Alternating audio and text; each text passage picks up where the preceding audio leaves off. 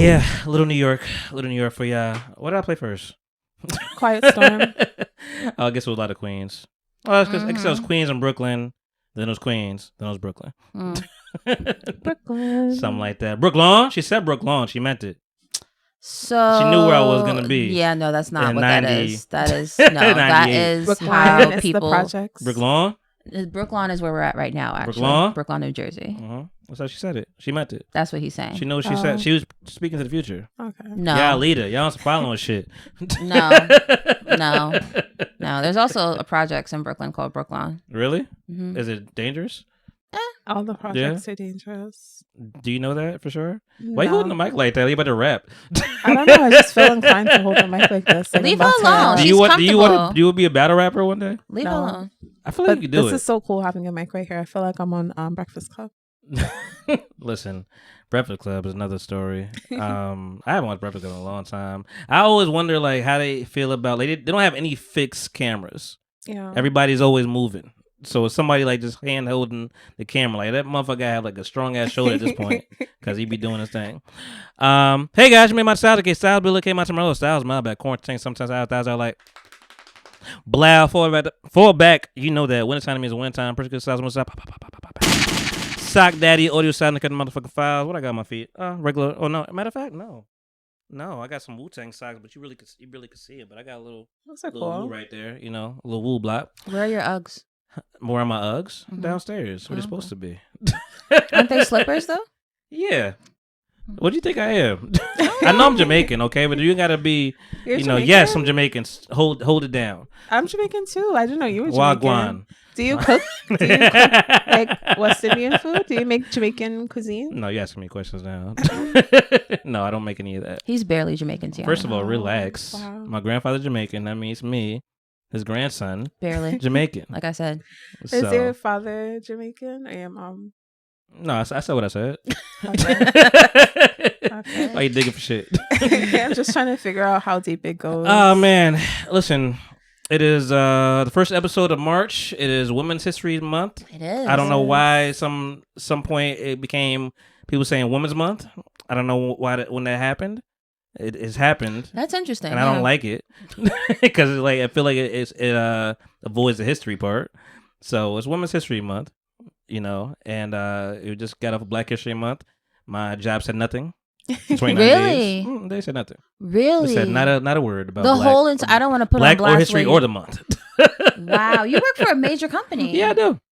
That's crazy. I mean, there was stuff on like the screens here and there, but they didn't send out an email or anything like that. The only email I received was through the Black group. Like the Black group. Yeah. Yeah, when I was working across the street from you. Yeah. Last year, Black History Month, I sent out an email to the entire office. I was like, "Happy Black History Month. This is what we're doing." Okay. And they're like, "Okay." Did any of that happen? No, yeah, I did. Okay. I have. I don't have access to my emails anymore. But right. yeah. We put together. Me and a coworker put together a series of emails where we highlighted a nonprofit or something in Philly. Okay. For the entire office to interact with. Okay. I mean, that's good. I mean, very professional of you. Professional shade.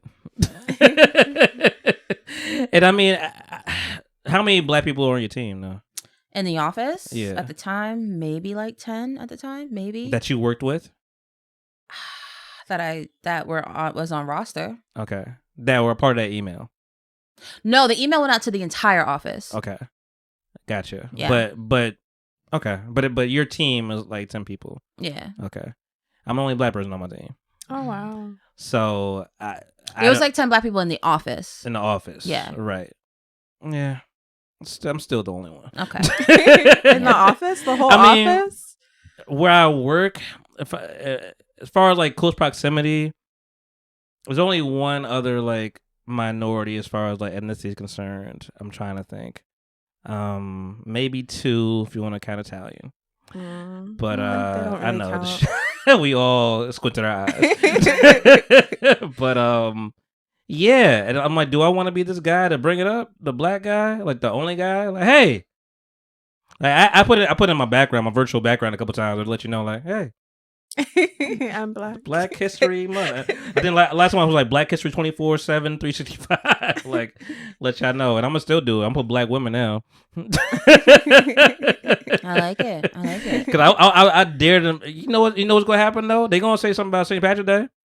They better not. They better Happy not. St. Patty's Day. They gonna say some shit like that. I mean, you notice people don't complain about St. Patrick stuff in Target and stuff like that. Like nobody says anything, but Yeah. as soon as they put up Black History Month stuff, they have a problem.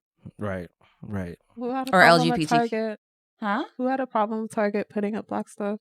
I mean, you see Target. Target and different parts of the country. Like we Yeah. live in areas where there's plenty of black people, so We we have a don't lot really of see liberal- it that way. Oh. Yeah, we live in like a bubble We do live in a bubble. Sometimes it's burst though. You know, sometimes. like I'm going to likely. Well, I mean, you'll be hearing this before that, but I'm likely going to Pittsburgh. End of the week, and that's Pennsylvania. Pennsylvania's a big fucking state. What's in Pittsburgh? I just want to go. Okay, whatever. I mean, Are you driving? yeah, Oh, good luck. it's not far. It's like 5 hours, isn't it? That's not far. That's far for somebody from Brooklyn, Oh. right? Is that a lot for you?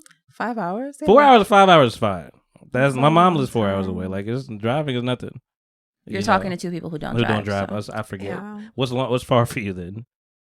2 hours? And driving? Yeah, for if you. If For I'm you, driving, if you're behind the wheel, hour and a half is like my limit. that's your max. 90 Yeah. minutes. Yeah.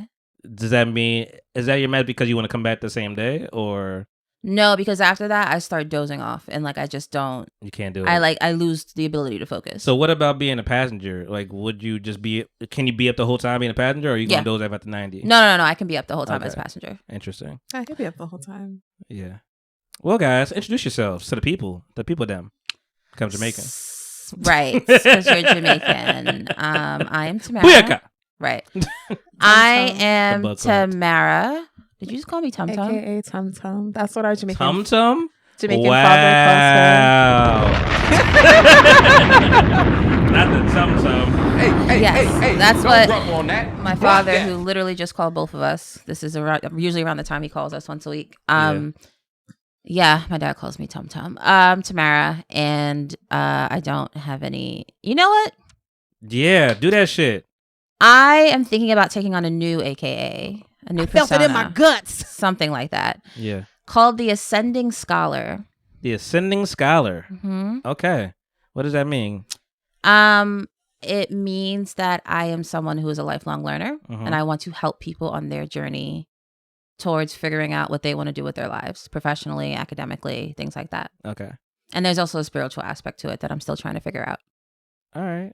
I like it. So are you putting a plan towards that? Like is this something that you're like manifesting, or something that you're actually like, this is about to be my new job? This is something that I am stepping into and manifesting as a way to like get out of my comfort zone and step into like my full potential. Okay. If that makes sense. So without getting too deep, I realized that there's a lot of things that I'm afraid of, and everything I want in life is on the other side of those things. Mm-hmm. Things like being afraid of being on social media, showing my face, like having my ideas be Yeah. just like out there. Terrifies that is me. a very simple way to explain that, of just like it's on the other side. It's just on the other side. And Yeah. the beauty of that is, the terrifying thing is that you have to get over your fears, right? Because that's scary.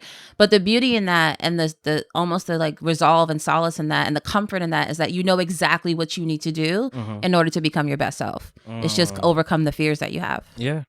Yeah. You don't want any regrets. Right. At the end So of the that's kind of where I'm leading. I'm still looking for a job. Yeah. But that's kind of where I'm leaning towards outside of that. Just trying to show the people who know me, I think, like me. And I'm just like, that's a real response. I think. Yeah. And I think I've always been afraid of the public knowing who I am for some reason. It's not that I think that I'm great. It's just the public can be a really evil and not nice place. So That's I'm trying to true. get I over agree. that. Yeah. So I'm trying to put myself out there more. I appreciate it. So- I'm very proud of you for that. Thank you. I know you. I've seen you. I've seen. You see me seeing you. Yeah. I've been posting on the on the TikTok. Ticket Talkers. The Ticket Talks. You know? I'm like, wow, look at her. She's still going. Any long videos, y'all. Yeah. I was like, oh, The she got 3-4 time minutes. today. I got. See, the thing is, I always got something to say. Yeah. I just have been saying it to y'all. and There's been not- time where I'm like getting dressed. I'm like, I go to, cause you be swiping, you Yeah. expect a couple seconds. Yeah. I'm like, I see that white line at the bottom of the thing. I'm like, oh, that thing taking a minute. I'm like, I'm not going to turn this off. I'm gonna put it down. I'm gonna lather up my legs, listen to Tamara. I appreciate that. So, I but think appreciate about that gives you insight of how people will listen to you sometimes. Like get ready for the day and like Yeah. that's a compliment. I appreciate that. And it's something I've been thinking about too, that like I don't think short form content is something that really resonates with me because I want to explain what I'm Claire talking doesn't with about. me. I do 3-hour podcasts, so Yeah. Did I mention that? we're not gonna be here for 3 hours. Oh, okay. Oh, it's 3 hours. No, it's not gonna be How 3 long hours. is this gonna be? No. We'll see. Okay. But I am definitely more a long form type of person, and maybe my own podcast or something like Yeah. that makes sense, makes it easier to digest. I don't know. So, anyways, I'm Tamara, aka Dr. T, aka Dr. T, yeah, she meant Dr. that. T. Right. Got She a went to school PhD. forever. I went to school forever. Dr. T, aka the Ascending Scholar. That's me. AKA two-time 2-time? All-Star. You've been here twice. I've been here twice. This is my second time. And real quick, I was Yeah. here like what? Couple of weeks ago? It wasn't even that long ago. No, wasn't that weeks is crazy. Definitely. Listen, time flies. It was in December. definitely been some months. Oh, months. Yeah. Considering it's March, then yes, it's been months. Yeah, It's definitely fine. some months. Whatever. For sure. It doesn't feel like March. Yeah. I'm not gonna ask you politely to stop touching the mic. Oh, it's a habit. Oh my god. I know. Do you have a That's why. Let me just put. what the is that pillow back. called? Like I know what an oral fixation is. What would you Like call tactile. is that what it's called? Tactile? I don't know. That sounded good. That was a good lie. Listen, I be. That was a good like lie word. Oh yeah. I'm really Tactile. good at making stuff sound smarter than it needs to be. Textures. It's my super. That's why she wanted that pillow. I was like, is something going on with your hands? No, I don't know what it is. Stop but teasing her, I leave her just- I'm not teasing her. This is really just real life. You know, this is her I first time really here, have a fascination with and touching she's- microphones, and it's she's insane. it's man, you're in the wrong podcast to get with the innuendos. But I also have my own mic at home because I've dabbled in podcasting, so maybe that's why I'm not like touching it don't as you much say as I. dabble in podcasting and dismiss your whole podcast life. I appreciate you calling me out on that. Yes. Well, let's introduce the new person here in the room, It's me, Tiana, aka TT, aka Speak Up. aka TT, aka the gourmet girlfriend. The what? Gourmet girlfriend. The gourmet girlfriend. So you cook? Yes. Okay, you can cook. She throws down. Oh, thank you. All right, you're a relative. So who? I'm not dismissing you. I'm just saying, who do we have to be like, damn, she really could cook? Everyone in my building, like my neighbors that are actually like my friends from my building. Your neighbors that you hate? No, Oh. not the ones that I hate. They smell my food. I know they wish that they can have some. Oh but- shit, shade. But What you be cooking? everything. West Indian food mostly, like Okay. stewed chicken, rice and peas. 'Cause she's curry Jamaican. chicken. Because Okay, I'm a real all right. Jamaican. Wow, that was unnecessary. You know, I will play with these lights in here. I know you can't see. That's funny. Okay. All right. Yeah. What's your favorite dish? I like oxtail. Oxtail? Hmm. I'm just gonna put this all the way up. You told me not to touch the microphone. I didn't say push it away from your mouth. That's the only way I'm not going to touch it. Uh huh. So many things. What's going on here? What are we here to talk about today? Like, can we talk about anything? Are we free? I think Can we talk about politics? we are I fairly don't. free. Can we not I talk could- about politics? I was joking. I wasn't Okay. talking about politics. Fuck Trump. Oh. But There's our politics for the day. Yeah, we could talk about mostly. Well, actually, I will say there's been like a thing about because Trump recently just came to Philly and came Was like he here? yeah, it was sneaker con or something like that. He did that in Philly. Yeah, A sneaker con? yep. And What does Trump know about sneakers? it don't matter. He's selling $400 sneakers, and they sold out. And the white people on the airwaves said, "Oh my God, this is gonna get the black vote crazy. It's definitely get the black vote. It's gonna guarantee him. Black people love sneakers." And I'm like, you understand how many people fucking are at the sneaker guys like are not black, and they're not gonna vote for you, nigga. And the people that bought the sneakers, None of them aka were Fat Joe, Oh, he bought them? Fat He Joe did. bought a pair Why? of sneakers? it's for. We look at it like, why the fuck would you do that? But also, I know niggas is capitalists, and they're just gonna flip this shit. That's why you buying it. It's like, yo, you know how exclusive it's gonna be? Yeah, but Like, who I will wants flip this. it? Somebody gonna pay for it.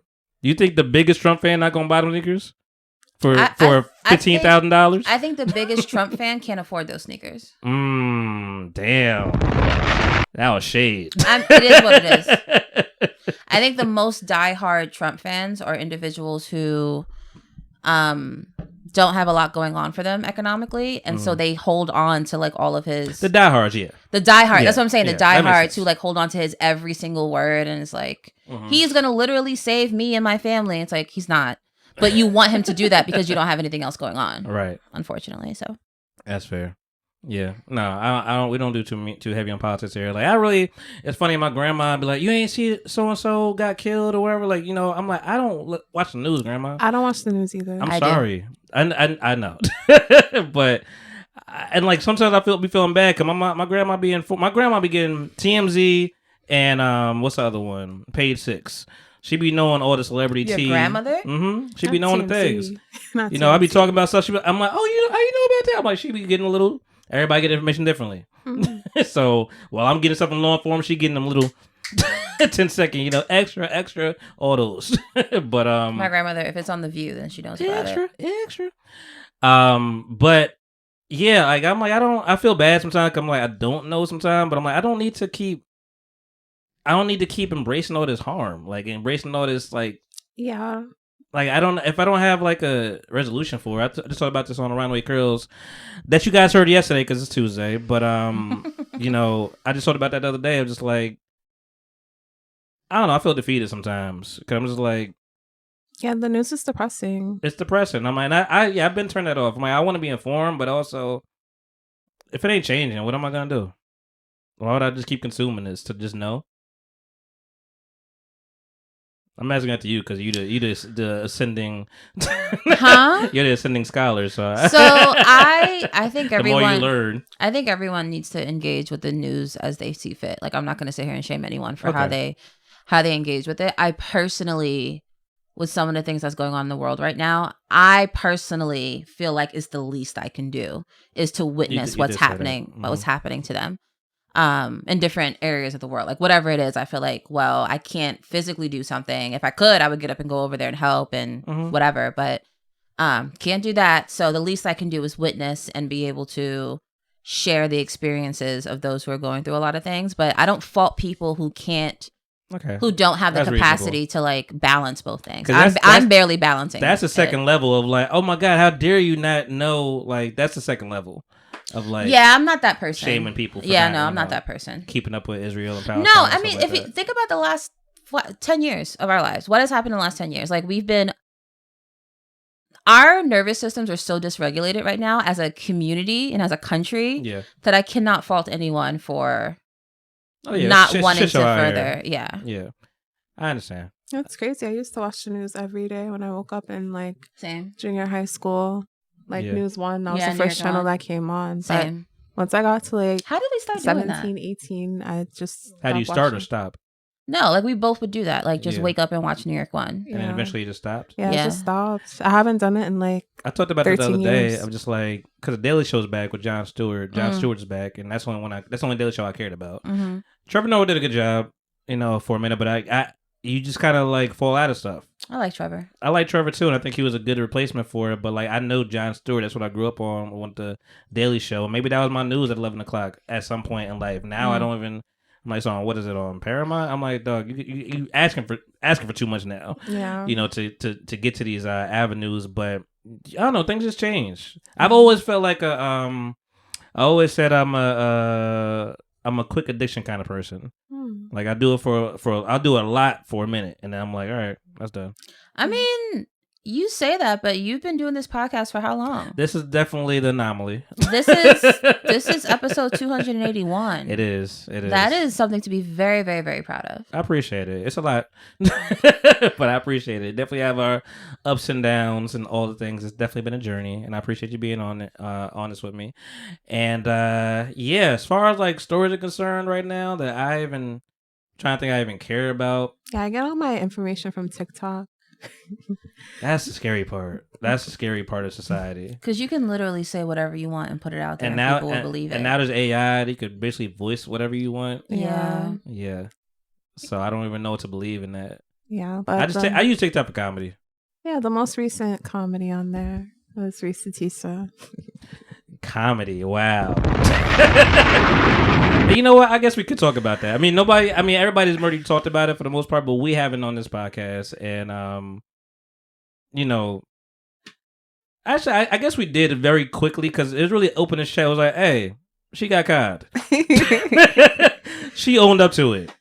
She did The get end. conned. But no, 50 fucking episodes later. Did y'all watch all the episodes? I watched all 50. I didn't watch I the watched- two. Really? I didn't watch the 2 lives after, but I did watch the whole 50-part series. That tells you a lot.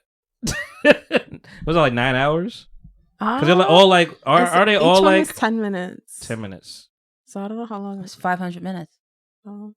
But I didn't do it all in one day. It was like 3 days. What's 50 I'm divided about by to say, 6? let's do the other. That's what you went to? I was gonna say, what's 500 divided by 60? I mean, yeah, but if you take the zeros 8 off, hours. then yeah. Divide that by 3, and that's how much hours I watched today. But I put it on the TV, so it was like watching a series. And you just kept going and Mhm. going. It was one person speaking, just the lady speaking. Yeah, it was just one Just person. is she in her car or something like that? She starts off in a car. So but- that's what I think. Is the only thing I saw. I'm like, I'm not about to watch you for 68 hours in your car. No, she starts off in the car, and then she gives us other parts in like her house. It was Okay. good. Nobody else, just her. Just her. Okay, she gonna sell this shit for sure. Mm-hmm. Is Risa she? Tisa. Oh yeah, for It sure. was good too. They're gonna give it to Lifetime or something. Make a whole thing. You know, we always love Oh. bashing men, so it's an easy sell. He deserved the bashing. If everything she said was true. It is. Okay. People then get yeah. conned every day, B. I'm sorry. Like I'm on the side of like nigga ain't shit, but people get conned every day. Yeah. And she owned up to it. And the part that I heard of, you know, because it's all hearsay. Because I'm not. I got third party avenues. I can't do that. But if all, you know, and we watch some of the same people, you know, I know Kevin on Stage and them talked about it, and You and I are going to their show, right? Still? we are. Okay. I keep having to remind myself I got to put it on my calendar. I didn't send you an invite. I don't know. I'm pretty sure I sent you a calendar invite, but I'll send it again Possibly. when we're done. You're very diligent. But yeah, Kevin Sage and that chick Angel, they were talking about it for a second, and basically was like, yo, she owned up to a lot of it. She admitted, like, yo, I was tripping before y'all get on me. I was tripping. I wanted to see what I wanted to see. I wanted to hear what I wanted to hear. But she also heard that, like, there's some stuff that she just knew. Like, she knew the house was fake. She called them, and she discovered that it's been sold, and what does that mean? And it's not him. Yeah, I would have left there. And she was like, that was the time. Yeah. It's like, okay, let's give it up. You know, let's stop everything now, because I know you're full of shit, and you talking my face like, you're like, yeah, you know, nah, I mean, like the paperwork ain't right now, and they trying to do some other stuff, you know, escrow, whatever, like just throwing words at her. Yeah. So I didn't. And she said, no, God, I'm gonna hold on because God told me something like this would happen, and I just got to stick by it. It's like, religion will fuck people up. We if we really want to get to that, Yeah. religion will change people's perception of what's real and what's not, and what they should be doing. It wasn't just religion though. It's like she also said she wanted it to be her time. Like What do she you mean? felt like it was time for her to have everything she wanted. Like she's seen it happen for everybody else. Oh, that's delusion. yeah. That's delusional. You can't. Yeah, that's big delusion. Like, nah, it's now. It's like now you're forcing everything. Mhm. It's not really being real. Yeah, if you're forcing things to fit, then it's not your time. Yeah, it's not the puzzle for you. But I want to say, so I didn't watch any of it. All I did was read like people's summaries in the comments of different posts online. Right. But I want to say that like stories like that are more common than you think. Oh yeah. Happens Like all the time. I know someone who met a dude.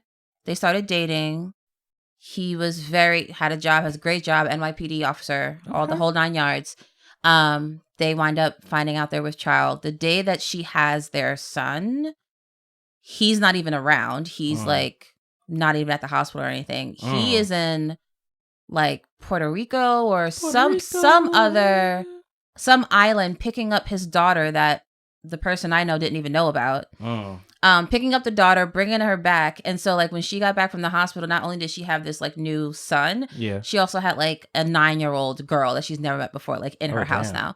So now that's happening. And then like they're trying to buy houses, insurance, all this stuff. He's giving her the wrong social security number. They wound up having another baby together, which was not a great idea in my opinion.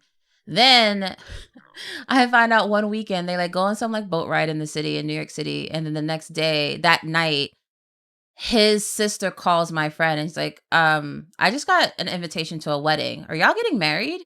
She was like, no, what are you talking about? He got married the day after to some other chick when he has a house with her and 2 kids with her. That's not true. Got married. He's still alive? Everybody's still alive, yes. He's part of the NYPD. He ain't going nowhere. Yeah. Shit. That's the thing. It's like I ain't gonna lie, if I was an evil person, I'll be lured to do some kind of crime like that. I'm in the NYPD, do what I want to do. That's exactly the type of energy he has. Yeah. And it's fortunate he found the right one, or a couple of ones, because he has kids all over the place. Yeah. Wow. Yeah. Actually, who was I hearing talk about it? Damn, I forget. I think it was Ish from the JBP. It was like, or Queen Flip maybe. It's like, yo, as much as fucked up as it is, we can't admit that some people just got game. That's not game though. It's like you're seeking to just use people. It's deception. Yeah. Yeah, for sure. Deception. A lot of game is lying. Yeah. Even there was a guy. The Riz, should I say? Is the Gen Z? It's not Briz. It's just like literally deception. There's this guy that was trying to talk to like my friend in the building like last year when we first moved there. And he was just like talking it up to her, but then he went to concierge and was like telling like the real thing. Like he's like, oh, I'm looking for a girl to take care of me in here. Da da da da. Yeah, the big girls, they usually help me the most. Da da da da. Like literally looking for someone to take care of him. Concierge told my friend, and I'm glad he did. But like, there's really men that just prey on women to use them for what they have. Like that's ridiculous, and that's what I feel like that guy was doing. I think that's not gender specific, because there's obviously women that do the same thing. I just think it's not, but a lopsided. grown man. It's lopsided. It is lopsided, and it's unexpected from a man. Yeah, right. You assume that a man is like taking care of business. Well, listen, it's a different world that y'all have to live in as women. Like, you know, my girl was telling me the other day, like she was about to take she was in the city, she was about to take the train over here. She was, further up, so not the regular Paco, but and she was like, yeah, she was with her aunt. She was like, if I wasn't with her, because they was talking to them crazy, like, yo, just hey, what's going on? You looking real good today, blah blah, you hitting on her, whatever, and she's like, I look crazy right now. So I can imagine what the fuck if I put myself together and like I was by myself, like.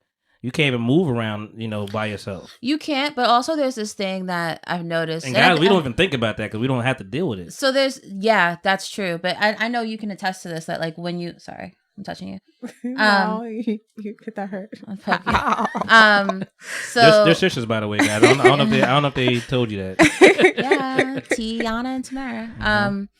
So when you're out and you're just like feeling bummy and looking bummy. I'm sorry. Yeah, here we go. Just do it. T and Tamara. I knew you were gonna do that. Yes. Why did it take me all this time to figure that out? All right, continue. And for the record, we were not named after them. We were born before the show came out. That's hilarious. Because everyone asks us that. Nobody will believe you, but that's crazy. I know. I was born in 92. Yeah. Yeah. What was I saying? Born in 89. You don't have to tell my business like that. Anyways, my point that I'm trying to say is that I think subconsciously, sometimes when men see us looking bummy, they can tell that we feel that we're looking bummy. And they can automatically be like, well, she looks this cute bummy. I know she's going to look good when she really get it together. Yeah. And there's something in that. I don't even know if men are like consciously doing it, but I do think that there's something there with that. As much it sucks because I'm such a supporter to a degree, but like as much porn as I watch, like I feel like if it gets to the wrong hands, no pun intended. If it gets to the wrong people, like they start to like put that in their psyche, like they start to see things, like niggas have x-ray vision because of what they've seen. Like you could be dressed up, covered up, all that kind of stuff. It's like, nah, I know what's under there. People sort of say they objectified Janelle Monáe before she showed the titties and everything. It's like, you know what, we know what's under that dress. We know what's going on, but that's just like, their visions, movies, whatever you want to call it, movies, commercials, people, celebrities, just the world that we envision. I think that you start to get that idea of like, oh, this could happen. Oh, you a school teacher? Ooh, you a nurse? You got naughty nurse in your mind. Like it's like little stuff that I feel like they put together and they see that, and some people don't have the maturity to jump over that, and they just stick in that little. People say like, ooh, 2 girls? Ooh, like they're still like, oh, catfight. You ever watch Seinfeld? Vaguely. There was an episode where like it was 2 cops and it was like, they're like, oh, can y'all, it was I think it was Elaine. She was like, can you tell this girl like she got the same whatever as me, blah blah, like, and they like bigger it and the guy's like, oh, meow. It's like this. Some guys just have that thought process of like when they see something, this is what it's gonna be, and so I mean it's unfortunate that you gotta deal with that kind of stuff, but they out there. But I say all that to say, I'm not gonna say it's a complete 2-way street, but you gotta play defense.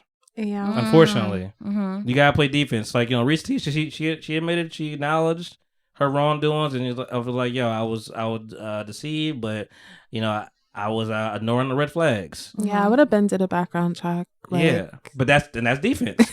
That's part of defense. It's like, no, you can't expect people to be well. You can't expect people to. You definitely can't tell people how to react and how to. She just jabbed you in your knee, you could have punched her in the face. You can't tell people how to respond. I just did this. I don't care. That means this to me. So I have a hard time with that. I hear you. Because it's logic on your side. I have a hard time with that because, like, where does it stop? Yeah. If I poke her, can she kill me? Yeah. I don't agree with that. I don't agree with it either.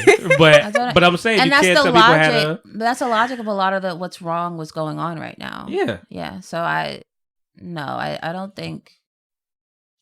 I think doing something, you have to be prepared for the worst. Like, understand that you can't predict how the other person is going to react, and they might not have the same values as you. Correct. And that's the nice way of saying it. I took it to the extreme. Yeah. But there's examples of what you just said. Yeah. Like, she could hit you back the same way you did, or she could say, you know what, I'm calling the cops. Like, it's like the little things that can escalate. Right. Is it weird to say that's why I haven't dated a Philly man yet? Because I don't know, like, their mannerisms and, like, temper. That's like a real thing. I was talking to an Uber driver. They also apparently had the highest STD rates in Philly, so they just put that out there. Who? They said that STD rates is like the highest in Philadelphia. Compared to where? The country, the nation. Ew. Yeah. Noted. Yeah, definitely not going to start dating now. Thank you for that, Lamar. Yeah, that's what they say. Mm-hmm. Interesting. I mean, granted, you say that and you start to think about one particular group, but realistically, maybe it's like the senior citizens that don't give a fuck and just out here, But I mean, to have the highest rate, you would also you have to have a lot of senior citizens. Yeah, exactly. So where do I find like normal men that don't have STDs in Philly? Okay, Cupid. I mean, I think that's not the answer to that. I think honestly, you just gotta like go out with people, and before you get intimate with them, be like, "Hey, let's go to the clinic together. Yeah, I need to see your papers. Ooh, let's make a fun date. Ooh, yeah, let's make a fun date. Yeah. Before I started dating Richard, he was very clear. He was like, "I need to see your papers," and I was like, "Oh yeah, that won you over a little bit." Yeah, absolutely. I didn't realize that was a precursor to how neurotic he is, but yes. That's the fucked up part, though. It's like, oh, shout out to you saying that on air. Everybody can hear it. But that's the funny part is like, you can, what was I gonna say? Men and women, we've already known, like, women show symptoms a lot more than men. Show symptoms a lot more than men of like most STDs. Oh yeah. Which fucking sucks. Mm-hmm. There's a lot of fucking just. Really hidden characters out here. I mean, this is probably not the best way to pivot into talking about our mom, but well, right before you get there, I was gonna say, because you had brought up, damn, what word did you use? I can't remember because I wanted to navigate into something else. Oh, Love is Blind. I'm not watching. But what particular thing on Love Is Blind was about to go to? Oh, because religion. Wow, that took a long time for me to get there, but I got there. I'm glad you're here. So you're talking about religion and how it, creates this falsehood of what you should do and stuff like that. I'm caught up on Love Is Blind. It's like 9 episodes out. I'll share my updates here and there. It's still a shit show. Now everybody has met the people. Because, I mean, I'm not going to break down the whole show, but, like, now, you pick these people sight unseen to marry, which is always my issue. Is like, it's okay if it's a dating show, but marriage, that's a big, heavy step to do this without seeing somebody. I mean, a lot of them don't actually make it to the wedding. No, a lot of them make it. They just don't say yes. Because Netflix paid for that shit. Oh, okay, that's a good point. But so I don't know who's gonna say yes this time, but yeah, so I mean that's the thing, and so people get left by the wayside. Like, you know what, I choose this person, not you. Sorry. And eventually, Netflix and Messi and Nick Lachey and Vanessa are they still hosts? Yeah, they're still hosts. Don't know if they're together because it just feels like a lie. Yeah, they're so weird together. It just feels like very awkward. My girl's like, yeah, I feel like they sleep in separate beds. I'm like, I feel that too.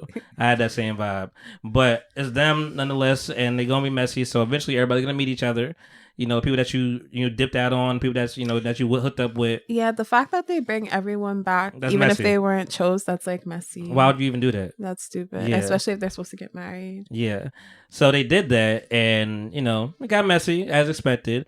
But so I'm all caught up now. I tell my mom, don't tell me nothing because she be binging, and but I'm caught up now. And my friend shot a dime another day. She was like, "Yo. One of the people on their show is gay right now. Like, they saying that they gay.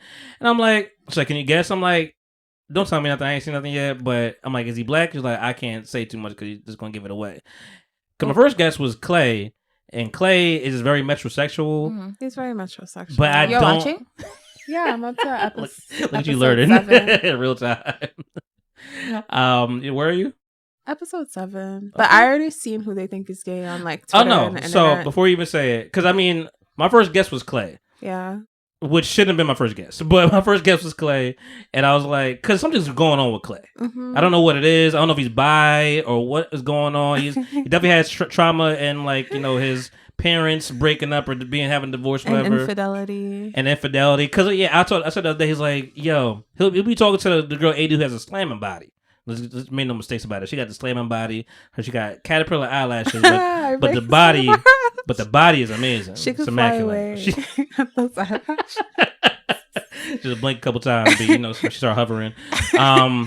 So they together, only black couple, of course. That's also my biggest thing. Is like, I want to see more black couples on this show because there's so many black people in the damn room that they do not talk about. Yeah. Can you imagine if they did like a Love Is Blind black only edition?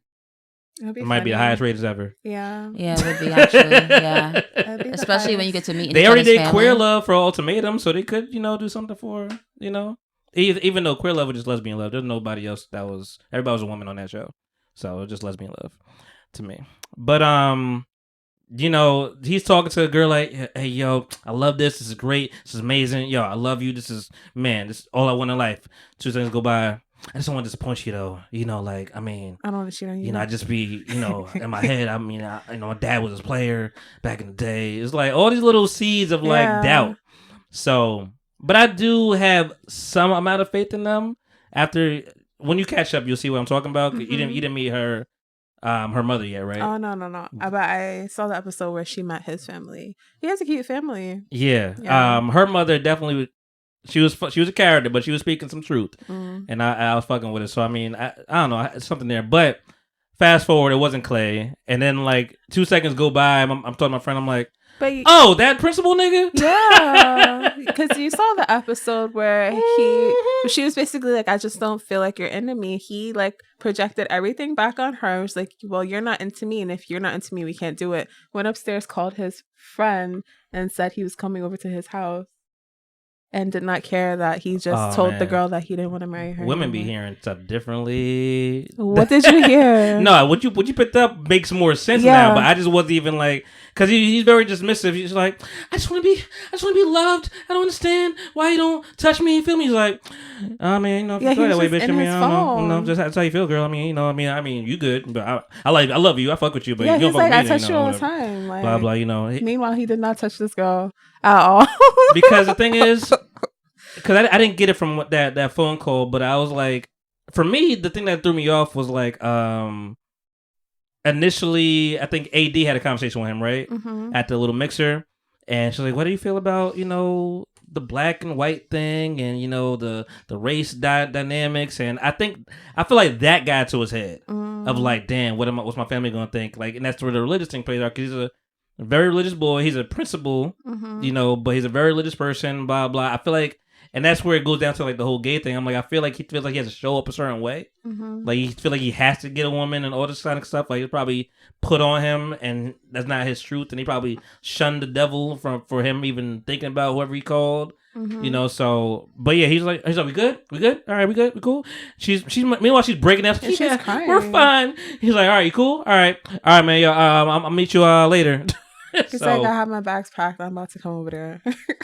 They're both like 25, 26, by the way, too. Yeah. Like, it was very, very young. But she was trying. I give her that. She was trying her hardest. And she was fucking with him. Like, she liked him. Yeah, and he was not an attractive person. Yeah. But I could already tell. I didn't even know what the fuck you were saying. His deep ass voice. Love you. The way he was talking in the pods and then not touching her on vacation, and then all of a sudden he got so excited for the dolphins, I was like, okay, there's something going on here. Like the football team, the Dolphins? No, like dolphins in the I don't ocean. remember that part. Okay. They're on a boat, and he's like, yeah, I had a dolphin keychain. Oh, yo, that was the awkwardest ride. Like, you ever on a boat ride with your man, like, just on the boat and y'all ain't talking? And not touching at all? Each other. I never had that experience. Like, it's nice to like just chill and bask and all that kind of stuff, but y'all just got on the ride. Y'all just sitting there just looking the other way. And just never talking. And then the dolphin came, oh my God, look at the dolphins. It's like, yo, you ain't say shit the whole time. I mean, did it come out officially that this person is homosexual? I didn't read his cousin said he was gay. Supposedly his cousin. Yeah. I'd sue the show. Really? Yeah, because you are proclaiming to have people on here who are interested in the opposite sex. Who should sue? She should sue.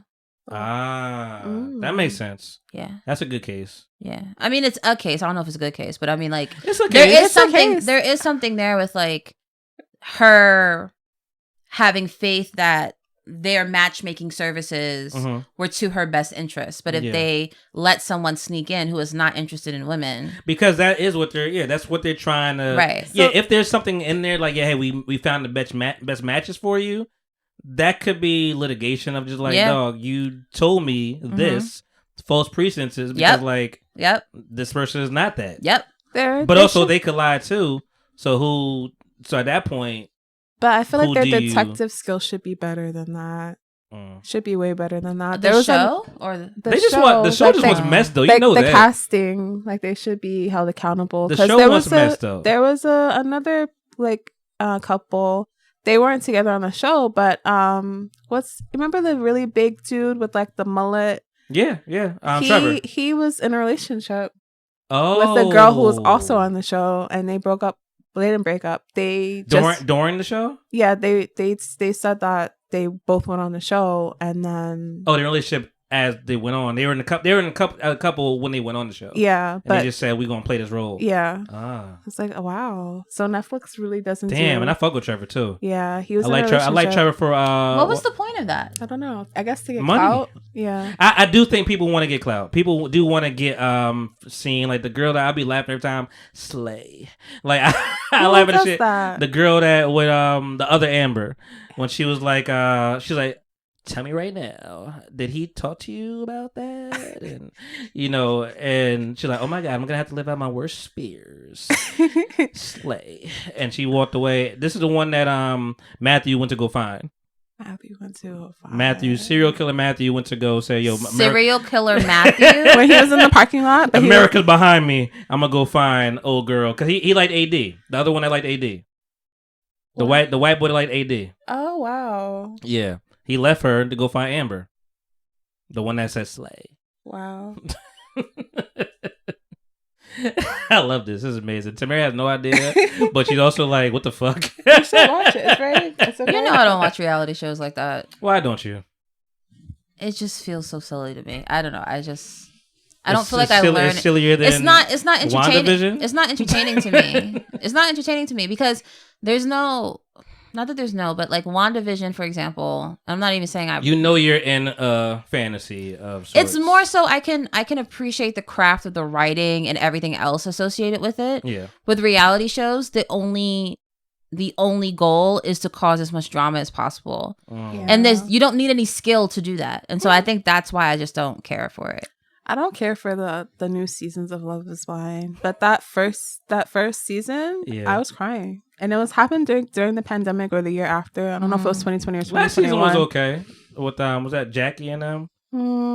You know, with the the cauliflower ear, and those are the only episodes I've seen because she was watching it at my house. Yeah, they get good people. Like I think that really speaks to the clout part. Like they do get good people that we start to care about, or like, you know, damn, like Brett and the other girl. Yeah, Brett and the other girl, and then Cameron and the other girl. Yeah, because they actually made it. Yeah. And they were like real love. It was like, okay, you see, he gonna get some deals here and there. Like he got some watch deals and some stuff like that. So I mean, who's Cameron?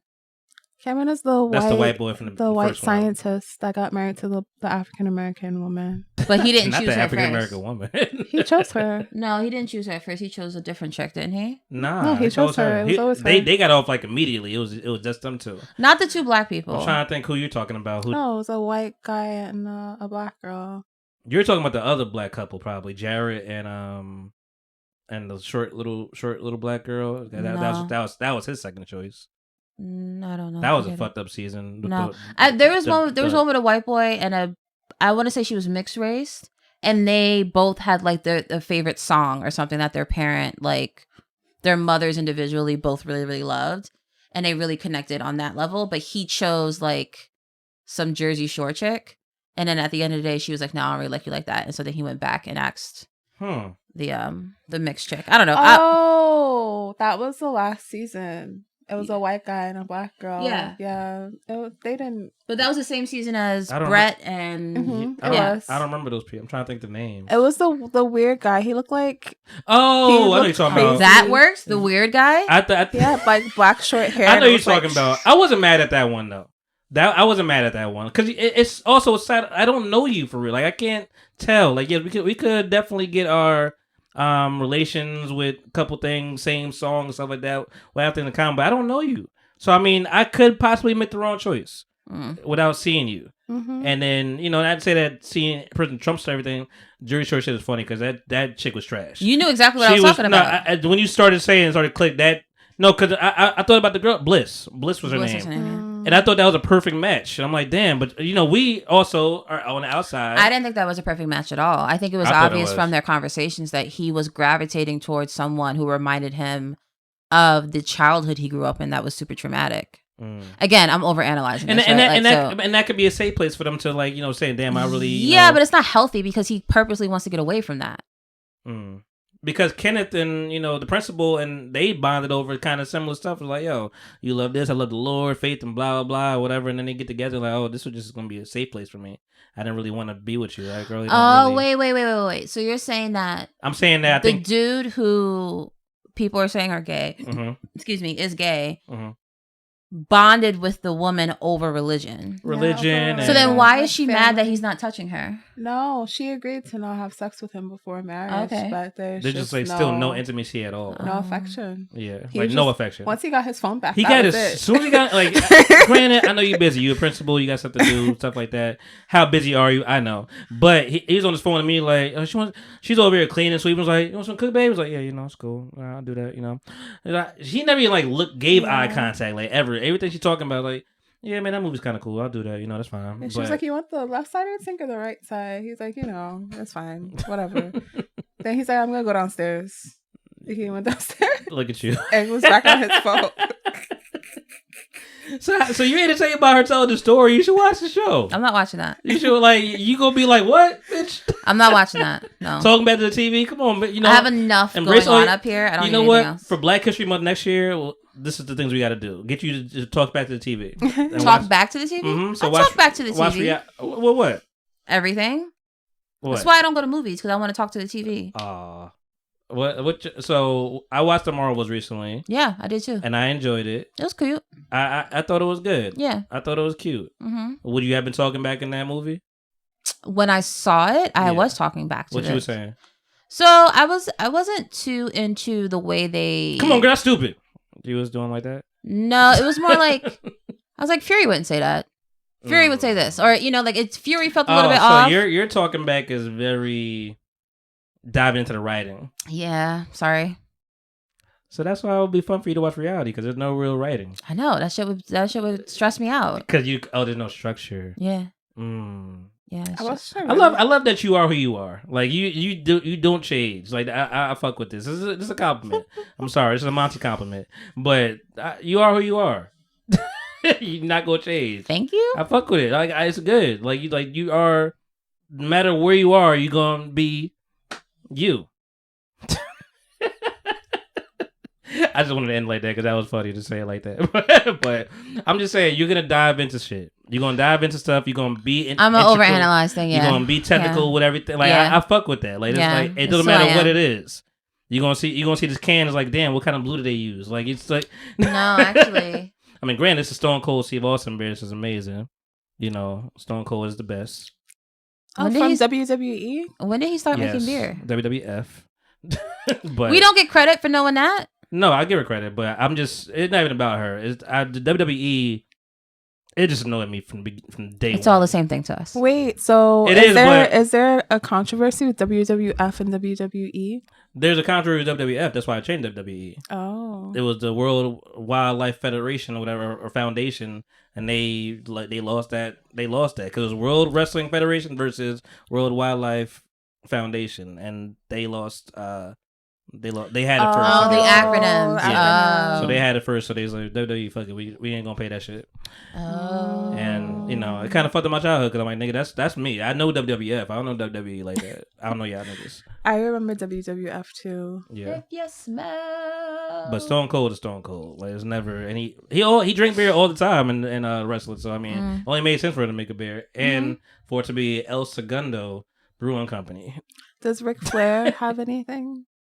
Ah, man. STDs, maybe. I don't know. Wow. Woo! Tamara got it. He says woo. Yeah, I just remember like Stone Cold Steve Austin. Come on, man. And Ric Flair. And then Hulk Hogan. Hulkamania. Rafiki. He was a big dude that wore like the thong thing and he would rub his butt in people's faces. Hold on, that's not his name. That was Rafiki. Nah, it's something. It's close. I can't think of it. It's not Rafiki. Rafiki is Lion King, nigga. That is true. So is it Rashiki? Rashiki. Something like that. I think it's probably that. It's probably Rashiki. Let's go with that. I was gonna go with Rashiki, but I was like, no, that's too close to the chick's name from Don't Be a Menace to South Central While Drinking Your Juice in the Hood, which I saw recently. She was Dashiki. Oh wow, really? Yeah. Dashiki, like this. Oh wow, yeah. That's great. That's Dashiki. Why was you watching that movie recently? I watched a crazy movie when I left your house the other night. You ever saw RRR? No, but it's on my list. It's 3 hours and 5 minutes. You watch all of it? Because you watched all of Free Seasons. We had an intermission, but we started at like 9 Not something. An intermission. Yeah, we started at like 9 something to 1 in the morning. Is there any dialogue? Yeah, they put it in English. I know, but I'm saying like so there's actually like real story. It's a real story. Okay. It's good. All I know is like just action. We were laughing our butts off. Oh, it's hilarious. From what I saw, like the shit that they was doing, like hand in the fire and shit like that, and jumping on people's shoulders, and it seemed like a bromance kind of movie though. It is. It was good. Yeah, I wasn't expecting that. I didn't even know I liked those type of movies. Yeah, they said it was great.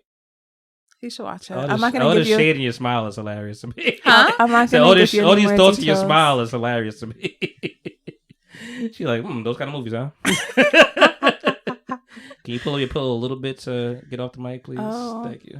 All noise I'm gonna have to cut out. So, oh no! I know, first time. So, let me see what's going on in the world that I care about. So, Love is Blind. I watched that. BMF is coming back. I know you're not watching none of. Do you watch that? I watched BMF last night. Yeah. Oh, it's back. So it's back for real. It came out March 1st. The new episode is up there. You act like y'all and two different people. It's crazy. What's BMF?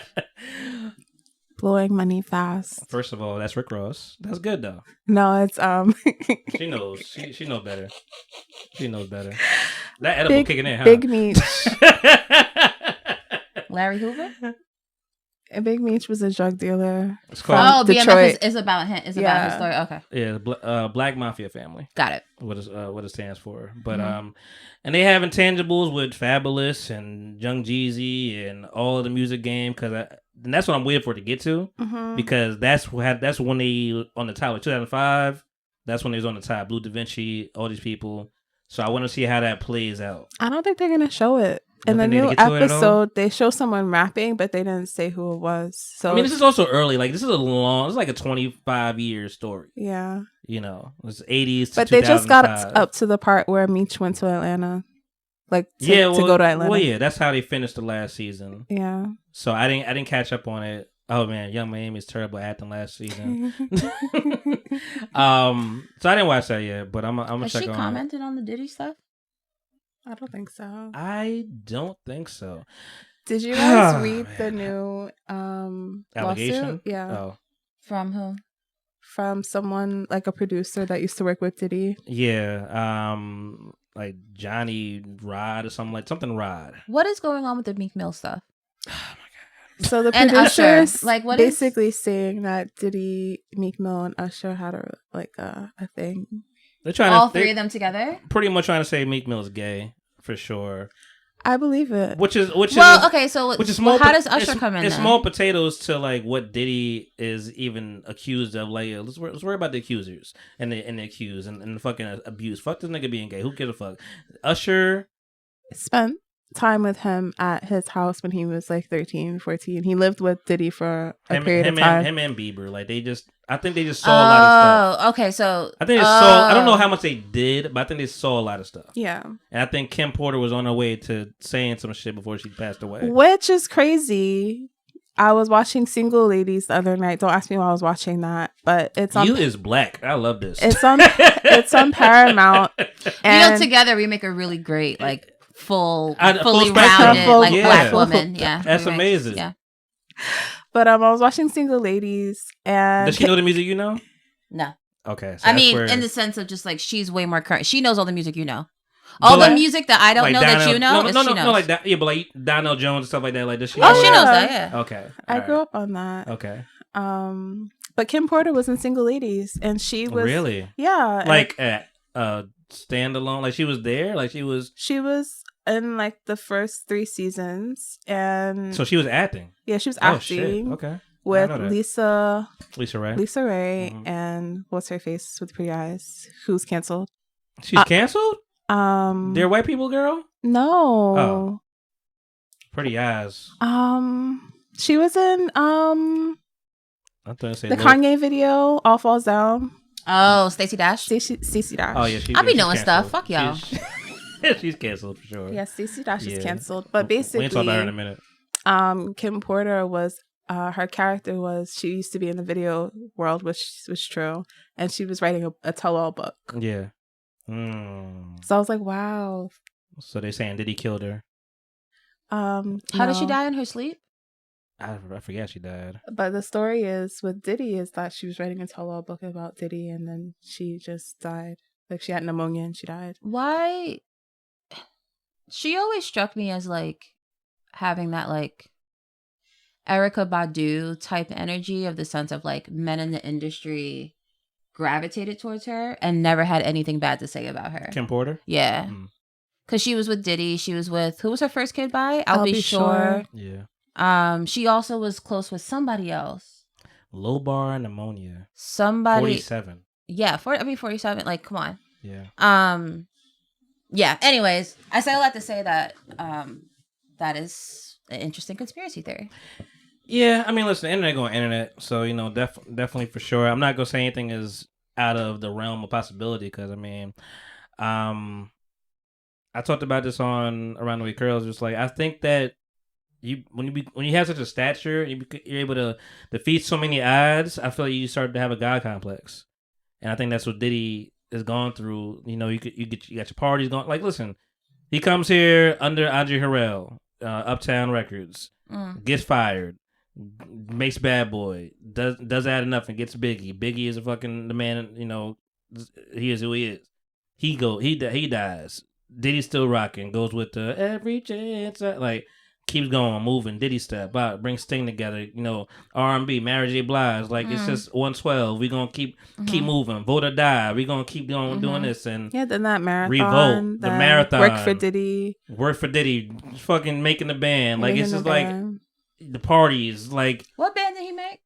The band. The band. The band. Dream. He did he did the dub band. Yeah. He didn't make Dream. Or did he make Dream? I think he did. He did Dream. Dream is with Aubrey or Audrey, whatever her name is? That's Danity Kane. I don't think he did Dream. I think he did Danity Kane. He did Dream too. He did Dream too? Yeah. La la la la la la. I thought that was for you, baby. Okay. What was their song? Danity Kane, I'm thinking about. Not Danity Kane, Dream. And then Day 26. He did Day 26. Mm-hmm. Can we play that? I think I got Day 26 song actually. He also did crap. So Danity Kane. Do you remember Eden's Crush? Mm-hmm. Get over yourself, goodbye. That was I think he did that too, didn't he? No, that was a TV show. Oh, my bad. But that's when Nicole Shnishnishna. Yeah, that's what she was first started. That was a TV show on WB11. Was it? I feel like do it. I want you. That album was hard. I don't care nobody. Press play was fire. Tiana used to dance to that song all the time. I still play that song. Do that shit. Do it. That's my shit. Christina Aguilera. Oh yeah, I love Christina Aguilera. Yeah, her voice is so strong. She got Britney the fuck out of here, yo. With that voice, yo. She I can sing for real. I'm a genie in a bottle. Did that thing. Yeah, she just was dirty back then. Her it's like a dirty white girl back then. Lady Marmalade. Yeah, her and Lady Marmalade. We would always it would just crack me up because I'm especially when they're all doing their runs at the end. Yeah. Oh God. Yep, all that. Her edibles kicking in. It's been kicking in for sure. I noticed it with the WWE. She's like, oh wait. Ric Flair. You brought up Ric Flair, which is crazy, but because Offset did a song for him. Offset. Mm-hmm. Yeah, that's how I remembered who Ric Flair was. Speaking of remembering, segue. Today is a special day. Today is a special day for Tiana and myself. Yeah. Today is March. We're filming this on March 3rd. We are filming this on the 3rd of the March. Sunday, March 3rd. It is a special day for two reasons. One, in exactly 7 days, it would be 8 days. It will be in 8 days. It'll be the birthday of the host of this podcast, which is special to begin thinking about. Oh, it's your birthday? I even know what you're talking about. I was like, oh, what was going on 7 days, girl? What's going on 8 days? I don't know. Your birthday is going on 8 days. Hold on, I gotta fire. What is that, y'all? That's right. Oh. Yeah. Why? But today is our brother's birthday. Oh, our really? brother, we have an older brother named Nicky. Oh. He lives in North Carolina. If by somehow he finds this and listens to it, happy birthday, Nicky. I'll send it to him. I guess I could, yeah. And it is also our mother's birthday. Our mother unfortunately passed away 18 years now ago? I don't know. But when I turned 13. Yeah, she would have been 60 years old today. So I'm sorry for your loss. Thank you for saying that. As we were trying to figure out what we wanted to do to commemorate, you literally texted us in the middle of the conversation. It was like, "Do y'all want to come on the podcast?" Really? Mm-hmm. And we were both like, "Oh, yeah, let's go do that." That's funny how things work. Yeah. And maybe that's what it was. Yeah. You were talking about it, and I was like, "Bada!" Yeah. A little genie. Yeah. I just wanted to take a moment to say really quickly that, like, my personal feelings about today is like almost feelings of like shame, because I mentioned before we started recording that it's been a very, very long time since I've acknowledged my mother's birthday, because I've just been, life has been lifing, and you're just trying to survive, and you don't want to leave yourself open to, you don't want to feel feelings. You don't want to feel feelings if you can't like get back up from them, basically. And so as I'm taking this space to like try to remember who I am and like figure out what I want to do next, I'm just like, I am a person who needs to stay connected to their family. Like the more I think about it. Yeah. Which is going to lead to something else later on. I don't know if I'm ready to reconcile with the rest of my family yet, but eventually I will. Right. I'm not. She's not. And you're the hard ass. Yeah, I mean they did her dirty, so like I get it. They gave me the most trauma. Yeah, they like exacerbated her trauma. But in any event, I'm just happy to be here with my sister and to say happy birthday, Mom. Happy birthday, Mom. That's beautiful. Happy birthday. Yeah. Our mother's name is Dawn. Oh, that's beautiful. As in the sunrise. So yeah, happy birthday, Dawn. Happy birthday, Dawn. I would cheers to you, but we already drank a lot of the Baileys. I mean, this is what we're here for. Listen, I cracked the beer. Listen, it's all it is. Appreciate that, yeah. Rest in peace. You have anything to say? I know, I feel the same way as you. I never really celebrated. Well, I did last year. But before that, I would never really celebrate her birthday. Yeah. I don't like people, like, not asking me questions about it, but I guess feeling sorry for me. Okay, you don't want no pity. Yeah. I don't put it on social media because I don't really care for pity from strangers that I don't talk to anymore. But like I tell my friends and stuff. So, but coming out publicly and talking about it, like it's weird for me. Let me ask you, if Mom was here today, like let's say she was still like let's say you had the opportunity to talk to her after all this time for like 15 minutes today, what would you want to talk about with her? I don't know. Yeah, it's a tough question for me too. You didn't have an answer for you. No, I don't have an answer for that.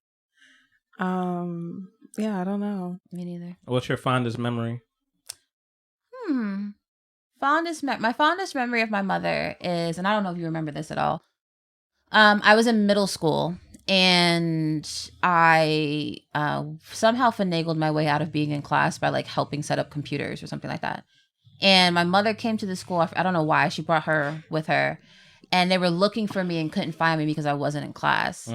And something in my spirit told me to go in the hallway. I was on the first floor down the hall from the main office. Yeah. And something in my spirit was like, go in the hallway. So I went in the hallway, peeked out, and I saw my mom and her. And I was like, what are y'all doing here? My mother like was so happy to see me. Like they both were. So happy to see me that she like almost started like running down the hallway towards me. And I remember being like, this is like really cute. That like that's nice. That's nice. That my mother's like at my school excited to see me to the point where she's running down a hallway. She could have easily tripped. Right. Right. To like see me. And I was like, okay, calm down. Like you're blowing my cool. Like, let's not do this right here. But in hindsight, it was very, very, very sweet. Yeah. That's very warm. Yeah. It is. I don't have a specific memory, but I do remember like her getting ready like before she would go out and stuff.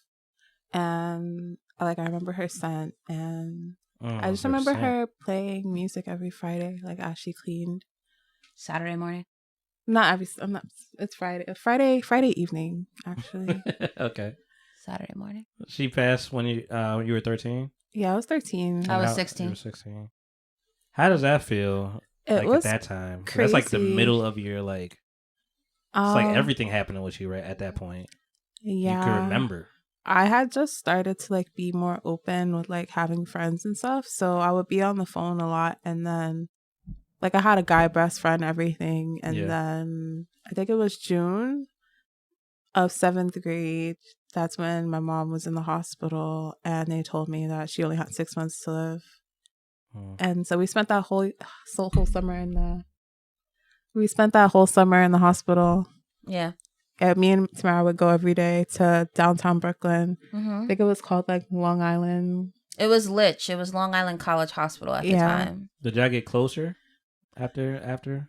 Tiana and I, during the process when my mother was sick, I would say we were fairly close. Like we would, like even to the point where our grandmother would give us money to take the bus, and we would purposely pocket half the money and just walk part of the way. Right. And then when school started, we used that money we saved up to buy ourselves sneakers. Do you remember that? I do. I do remember that. It was because no one was going to buy us sneakers if our mother was in the hospital, right?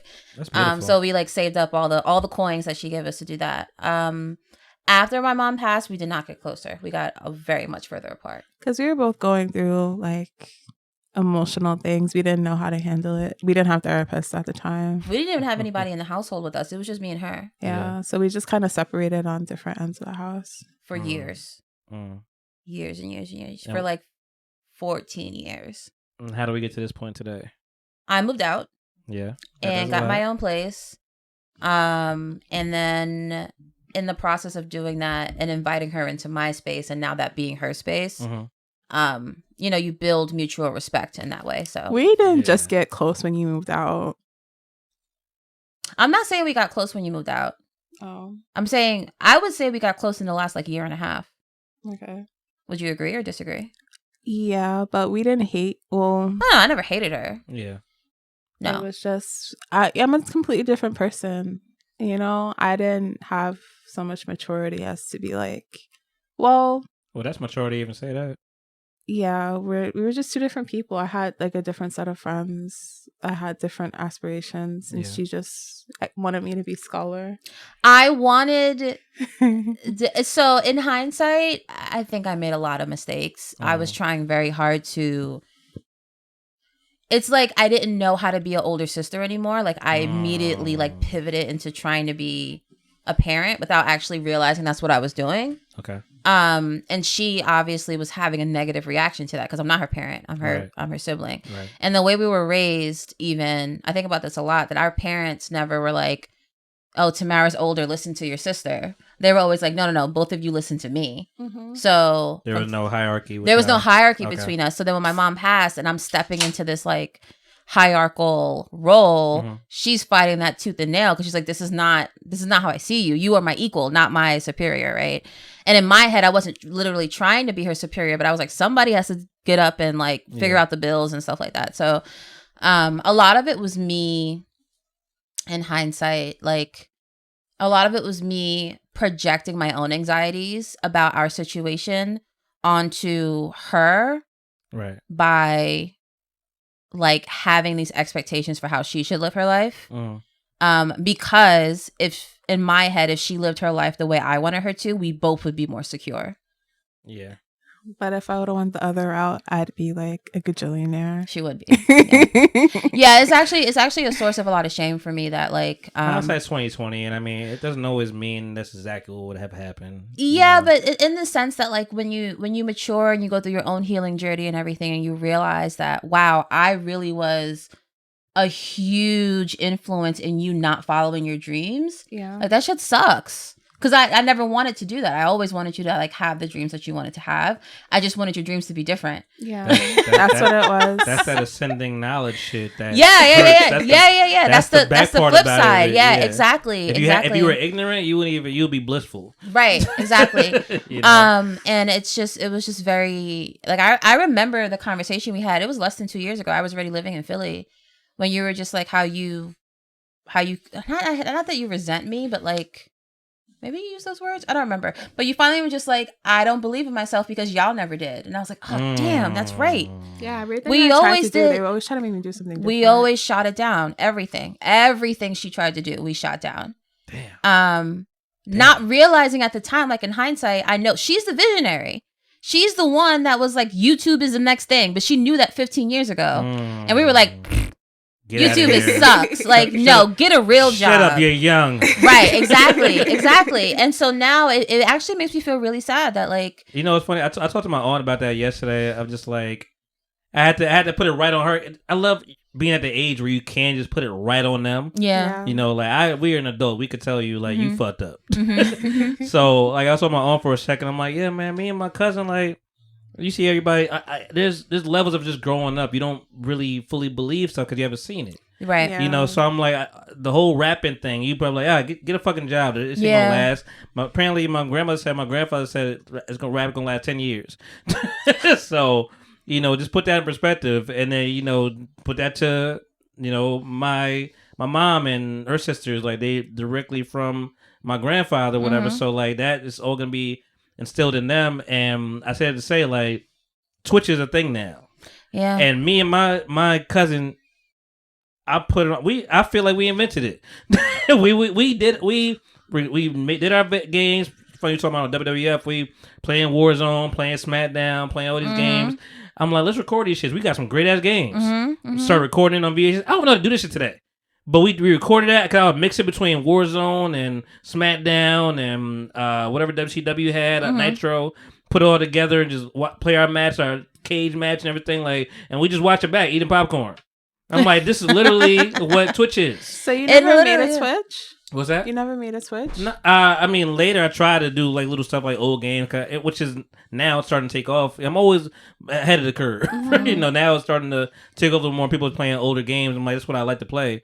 So I might get back into it if I want to, but I'm just saying, this is in '98.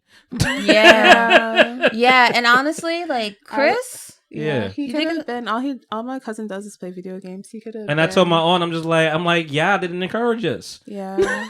So it's y'all fault too. It's really interesting too because I posted yesterday on my threads, and then I posted it to my Instagram stories. The idea of thinking of, it's Women's History Month and like whatever, welcoming that in, and I was just talking about like ancestry, like the fact that our mother was the baby of 5 girls, right? The mother of our grandmother, who is still alive today. That's her. Unfortunately. Oh no. Fortunately, she is still alive today. All right, there's a lot of wisdom shout there. Out to her but thank you. Yeah, no, I'm not trying to like. She's total. I understand why she's saying that. I don't have a problem with her saying that. Yeah. Just I've been digging into our ancestry a lot, and the person who raised our grandmother, it is rumored that she burnt down a village in the South because the Klan killed her brother. So you have this woman who has been to jail plenty of times, both in the South and in Brooklyn, raising our grandmother. So when you put that in context, you understand why she's afraid of everything under the sun and how she would just instill anxiety into us. Like, we can't leave the house without sunglasses growing up. Why? Because someone might see us looking at them and want to punch us in our face. That's what your grandma told you? Yes. Okay. Yes. Her trauma. Exactly. But that's the point. Like when I'm digging, now that I'm digging deeper into the context of it all, it's like, okay. Somebody might see you and punch you in the face. Punch you in the face. She's afraid of everything. She was raised in a household. So she was just scared. Okay. She was afraid of everything. She never leaves the house. Yeah. Not only was she raised by a woman who was a capital F fighter. Like, she will throw down. She doesn't give a crap. Yeah. She was also left alone while that same mother went to jail a couple of times during her like developmental years. Shell shocked her. And then she also is a product of, like, her parents went through the Great Depression. You know, so it's like all of that stuff combined together. You can understand why she is the way it is. I'm not saying it excuses how she treated us, but having that extra context like really helps me personally. That's good to know. Damn. No comment. No. Growing. You can say what you want. Yeah, listen, it's a free space. You know. Say what you want. Your experience with her. Not cutting nothing out, but go ahead. No comment on that woman. No comment. This isn't a bashing show for our It's family. not, but listen, it's growth. And life is life, man. Things change. Things change over time. You start to show some people grace and try to figure things out, and that's the thing. She received grace like her whole entire, well, not her whole entire life, but the part that I saw of her life, everyone is just always giving her grace. Yeah, it's like there's no accountability ever. Yeah, that's the hard part. I think accountability is evasive to a lot of people. Like, it's hard for people to. It's easier for people to just be like, that didn't happen. Yeah, that's what she does. That's exactly what she does. Yeah. Yeah, and I'm like, it did happen. Yeah. No, it didn't. You don't know. You're young. It's like, I am not as young. Got a strong memory. As I was when you first started saying that. Yeah. Yeah. Anyway, Anyways, my birthday coming up. Yeah. You know, I'll take you all down this Oprah train. I love it. Oh, I'll keep going. I'm down for it. You know, I'll keep going. It's part of my life. Tiana, you dictate what you want to do. Yeah. What? No, I'm just saying. You know, I'm veering off, but we can come back. Okay. It's my birthday coming up. I'll be 36. 36. Don't like it. That number Why just feels weird. I mean, 36 Chambers, that's kind of cool, Wu-Tang. But 35 just felt like solid. 35, cool. Hard as a rock. Yeah, hard as a yeah. Do you feel like a fin? Do you feel like an adult? Like yeah, I feel like an adult for a while. Okay, he owns a house. I know, but I know what you mean though. Yeah. You start to feel more like an adult every year. I don't. The bills you gotta pay, and maybe when you get a house, maybe you feel more like an adult too. Maybe that will do it. I want a house now that I've lived in an apartment. Like I lived in a house. You don't want no neighbors. Yeah, I don't want neighbors. That's what it comes down to. They're not for me. Yeah. I mean, how long have you been renting? A year. So it's only been a year. Mm-hmm. Oh yeah, you brand new to this. Yeah. I'm not interested anymore. We'll see. I mean, I rented for what, 5-6 years? And like, were you in a large dwelling apartment building? Yeah. So I feel like the larger ones aren't for me. I'm gonna try. I had a little kid making fires every day. Oh wow! And the washing dryers on my floor. And he was this nigga definitely gonna be in jail at some point in life. But like I wouldn't be surprised because he was like a psychopathical liar and pathological liar. And thank you. And because like we would just come out and shout out to him. I don't even know that dude's name anymore. It's fucked up. You leave, you just start somebody, just forget people sometimes. Mm-hmm. Dude across the hall from me, we both like we're in the battle rap and like men are just funny. I don't know if you ever like clock us, whatever, but like we be like, you like what I like? Or do you like what I like? Like we be like just feeling you out before we can really be like friends. Mm-hmm. We don't be just jumping in. Like I feel like girls be like, oh my god, hey, and then they start hating each other little by little. You said hating each other little by little? Like it starts getting like shadier and shadier. Like, oh, this bitch like this. I don't give a fuck about this bitch. But initially I'd be like, oh my god, I love you, and we just like. So I wouldn't say that all girls are like that. I think there's definitely no monolith for sure. There are cultural differences. I wouldn't say black girls are like that. Yeah. It's very much we're feeling you know what? out. Cultural is good because I think white guys are like bros. Like, oh my god, bro, you're my bro.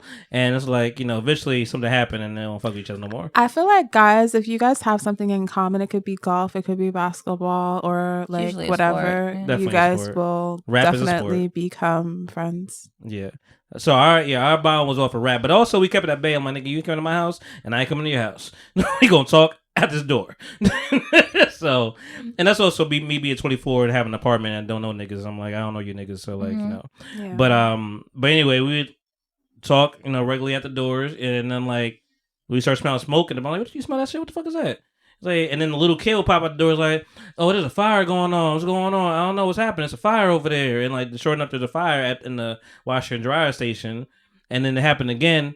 Same thing on the scene. Oh, yo, there's a fire going on. My nigga, you doing the fires, nigga? I ain't fucking idiot. I'll give you the first one, but the first nigga, it's you. Yeah. He was knocking on the old lady's doors. Like, yo, come out. There's a fire. I'm like, what the fuck Munchausen syndrome is this? I don't understand. Oh, yeah. So, dwelling, big ass dwelling, shitty ass neighbors. I had the problem with the trash chute because it was right by it was like maybe a couple doors down from me, and they just stuffed that shit up to whatever. There's a whole dumpster outside. Once it's full, go outside. Yeah, it's your time here is done. Go outside. Stop being lazy. That shit had dirty diapers in there. Like it was just terrible. Yeah, the garbage chute in my building right now, they keep locking it. Like for the past week, why do you keep locking the trash? Probably because of what I just said. Like, they overload that shit. Yeah, it's probably a problem. Yeah, so we just leave it in the room now. But there's been fires. There was a fire 2 weeks ago. Really? Yeah, and the fire on your floor? No, it was on the 5th floor. But I could see it from my window and the fire. Does the alarm go off in your building? Like loud? Yeah. Oh yeah, I started ignoring. You saw the fire from your window? Yeah, the smoke. Yeah, I have videos and stuff. I've ignored a couple of those fires. To be honest. Was it the same part of the building that got flooded? Yeah, that's funny. So, and also right before New Year's, the building got flooded on one side. So the alarms were going off for that like the whole entire day. It was just really bad, and yeah, my neighbors suck. The walls are so thin. Not really interested. The walls are fucking thin. You know, oh damn, let me find a song. Talk about your neighbors again. My neighbors suck. The walls are so thin. It's to the point where if I'm cooking, like she gets annoyed because she can hear me cooking. And like, are you like chopping? Yeah, like you can hear the counters. She knocks on the wall or something like that. No, but she'll just get like move around and be really aggressive. Like, have you had any leaks in your building or in your dwelling? Your apartment? In my apartment, no. Yeah, because I've had like leaks from the washer, the what do you call it, the dishwasher? No leaks, but it's really loud. Everything's loud. The dishwasher's loud. There's a washer and dryer in every unit, and people do not care about if you're sleeping or not. They will turn that shit on. The floor vibrates. Like it's so annoying to me. So I used to love this song.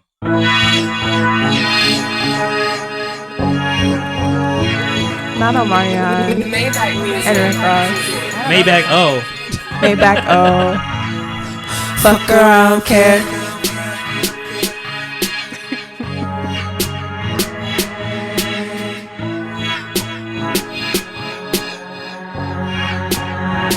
My new lady says she leaving me. I'll fuck around, care. Plus I got another robot there. I used to love that song. Thin Ass Walls. Thin Ass Walls. Niggas next to me play this shit every fucking day. Zoom, zoom, zoom, zoom, zoom. All vibration, all right on my headboard, because my head is right to the wall in my bedroom. Yeah, so we have a shared wall. They hump. That's the problem. Yeah, the bed our beds are on the same wall and they hump there. Oh, they hump. Yeah. I don't try to play music. You hear noises? I hear their bed.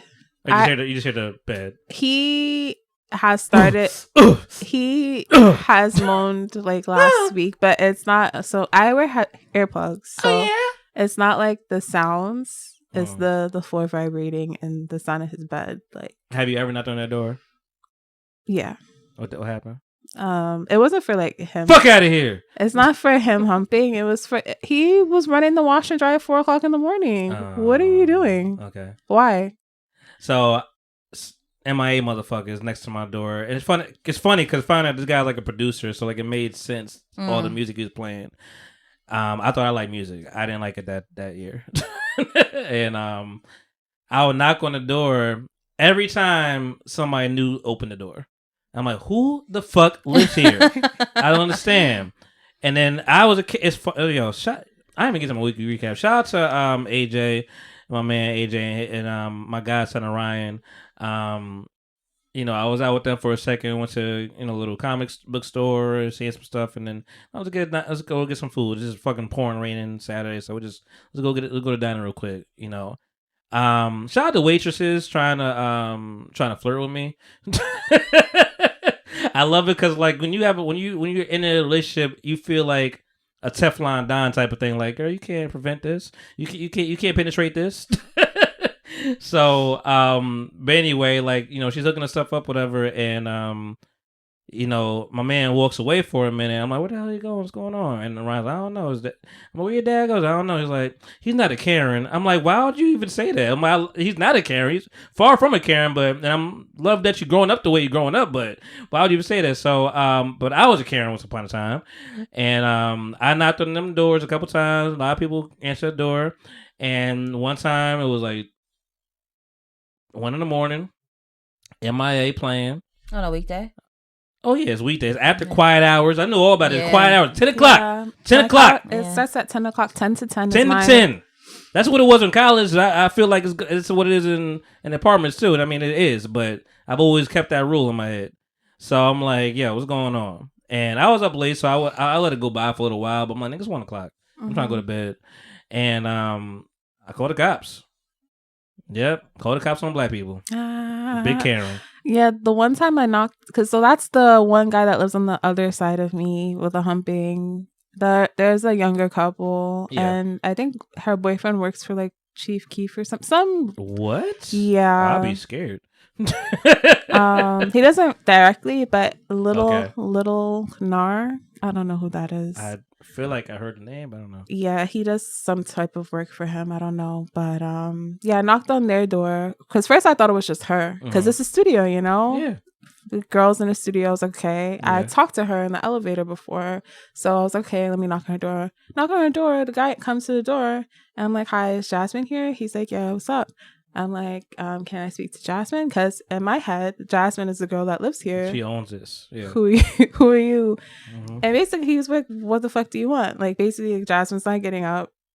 Like, what do you want? Mm-hmm. I was like, you know what? Sorry to bother you. Yeah. And then that's when, like, the harassment started. Like, they purposely make noise, like, slam doors and things like that. Ah, man. So you backed down. You backed down a little bit. That's why they did that.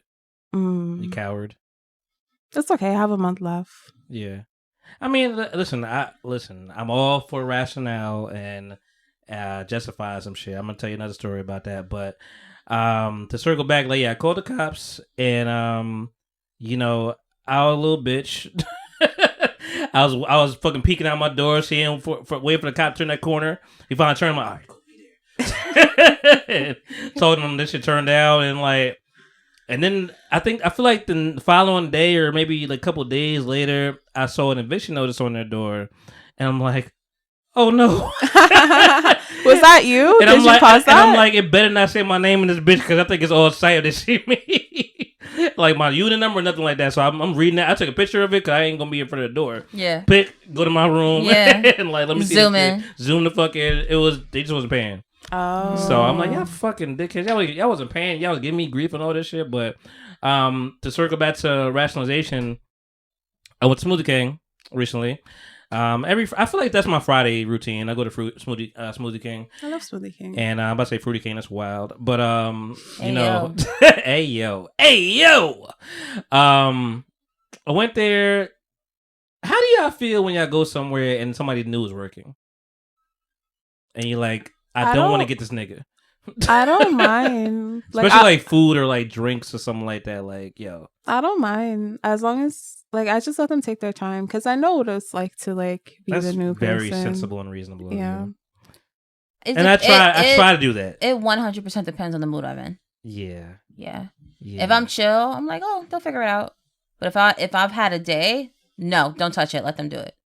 I like that. I like that attitude. So I should have had that attitude from the door. But I'm in there, and I'm normally not a nigga that's just like on the phone, like, you know, in public places. That's not who I am. But pour that shit up, man. Finish that thing. I'm normally not the person to just like, you know, be on the phone and be like, oh my God, you know, what's going on, YOLO, whatever, you know, whatever it is. So but my man was calling me, and he asked him, like, business stuff to talk about. So I'm already talking, and I'm like, I'm here, whatever. Y'all do this all the time, so it is what it is. And you got it, dude. And, you know, I get there, I'm like, hey, it's two people working, black girl, white boy. The black girl seemed like she's busy with some other customers, and, like, you know, I've never seen these people before. I've been here a lot, but I've never seen these two people before. And white boy, he's like, it seemed like he's like having difficulty with some stuff, like some things that he was trying to work with, whatever. And I'm like, but I'm telling him, I'm like, peanut power plus strawberry medium. That's what I do every time. It doesn't change. And you know, I'm on the phone with my man, sitting down, wait for him to do stuff, whatever. I'm talking to my man for a minute. I'm like, damn, where the fuck my drink at? I'm just sitting here. I'm like, I've been here for a minute. I'm he's getting deep now. And I'm like, yo, hold on. You got to repeat that shit. Because, nigga, I just noticed I ain't got my fucking drink. I'm still here. I got sit up, whatever. You know, maybe I do have a black threatening man look sometimes. Cause I just you know me, so maybe it feels different. But, like, I think to other people, you got to see me outside. But I just stood up. And I'm just sitting there looking. I'm on the phone, just looking this way. And he fucking just gathers to go. I think he forgot to finish my thing. And I'm seeing him doing the shit and trying to dump all the shit in there. And this shit looking lumpy as fuck. And I'm like, why is this looking so lumpy? I'm like, this is crazy. Mm-hmm. Get it to me. I'm like, thank you. I go outside. I'm in the car. I'm trying to take a sip of shit. I mean, just because it look bad don't mean it's bad. Mm-hmm. So I'm trying to put, you know, shit aside. I'm like, that shit just tastes different. Like, what's going on? Something that's just too much. And my man was like, you gotta go in there. I'm like, I don't want to be this. I'm like, you know what? Justification. Talking about a month. I'm like, man, this is my coin money. I just went to Coinstar, dropped this shit off. It's not even real money for real. Like, you know, he's like, nah, nigga. I'm like, yeah, you're right. You're right. This is your routine. I'm gonna be mad. I'm gonna be mad the longer I do. This is your part of your self-love routine. It needs to go well. Right. So I walked back up there. I'm like, hey, can I just like, I want to ask for a brand new one. I know they're gonna do it eventually, but I'm just like, can I just like smooth this out? Smoothie? Can I just like, it's real lumpy. Can I just smooth this out? Like, it's real lumpy. Like, can I just like go through the blender again? And she's like, yeah, sure. And like, she's apparently she's a manager, so she's trying to tell him to do whatever. He's looking all scary and shit, and he's doing it again. And then eventually she's like, I'm on the phone. She's like, what did you have again? I'm like, peanut powder plus strawberry. I know you about to do it. You about to do the whole shit over now. And I'm like, oh, how amazing this looks. Wouldn't even have recognized it until I told you that this one fucked. This one sucked. So, you know, sometimes you gotta fucking just stick your ground, man. Yeah, but I didn't want any drama. And I don't know. I didn't want it to turn out to what it is now. Yeah. So I should have just stood my ground because they're assholes and they still... And they paying rent. It's fucked up. Yeah. Like, my niggas left because they was paying rent. So that's how that went. But I have a month left. What are some things you can do to torture your neighbors that live next to you? That you will do? Yeah. I'm not trying to go to jail or anything. Put some shit in the doorknob. I don't know. Put some Vaseline on the doorknob. Nah, there's cameras. Well, not there's in front cameras of their, in front of the door? Not in front of their door, no. Not in front of our doors, no. You gotta there's just do cameras like in the hallway. Yeah, in the corners. You just gotta do immature shit. Yeah, you don't know what the resolution is on those though.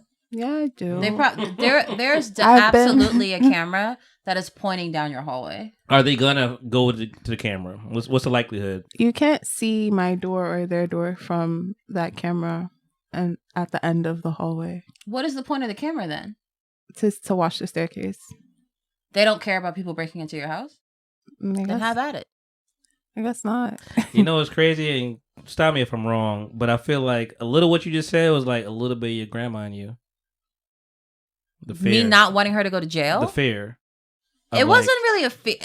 I'm not telling her to not do it. Yeah. But you immediately was like, there's cameras, is this, is that. I'm just like, do it so you don't get caught. Yeah. Which is not the same thing as so wear sunglasses. Okay. Sorry. Okay. Wear sunglasses. You okay? So that... I feel like it hurt. No, it's fine. It sounded really loud. No, I'm fine.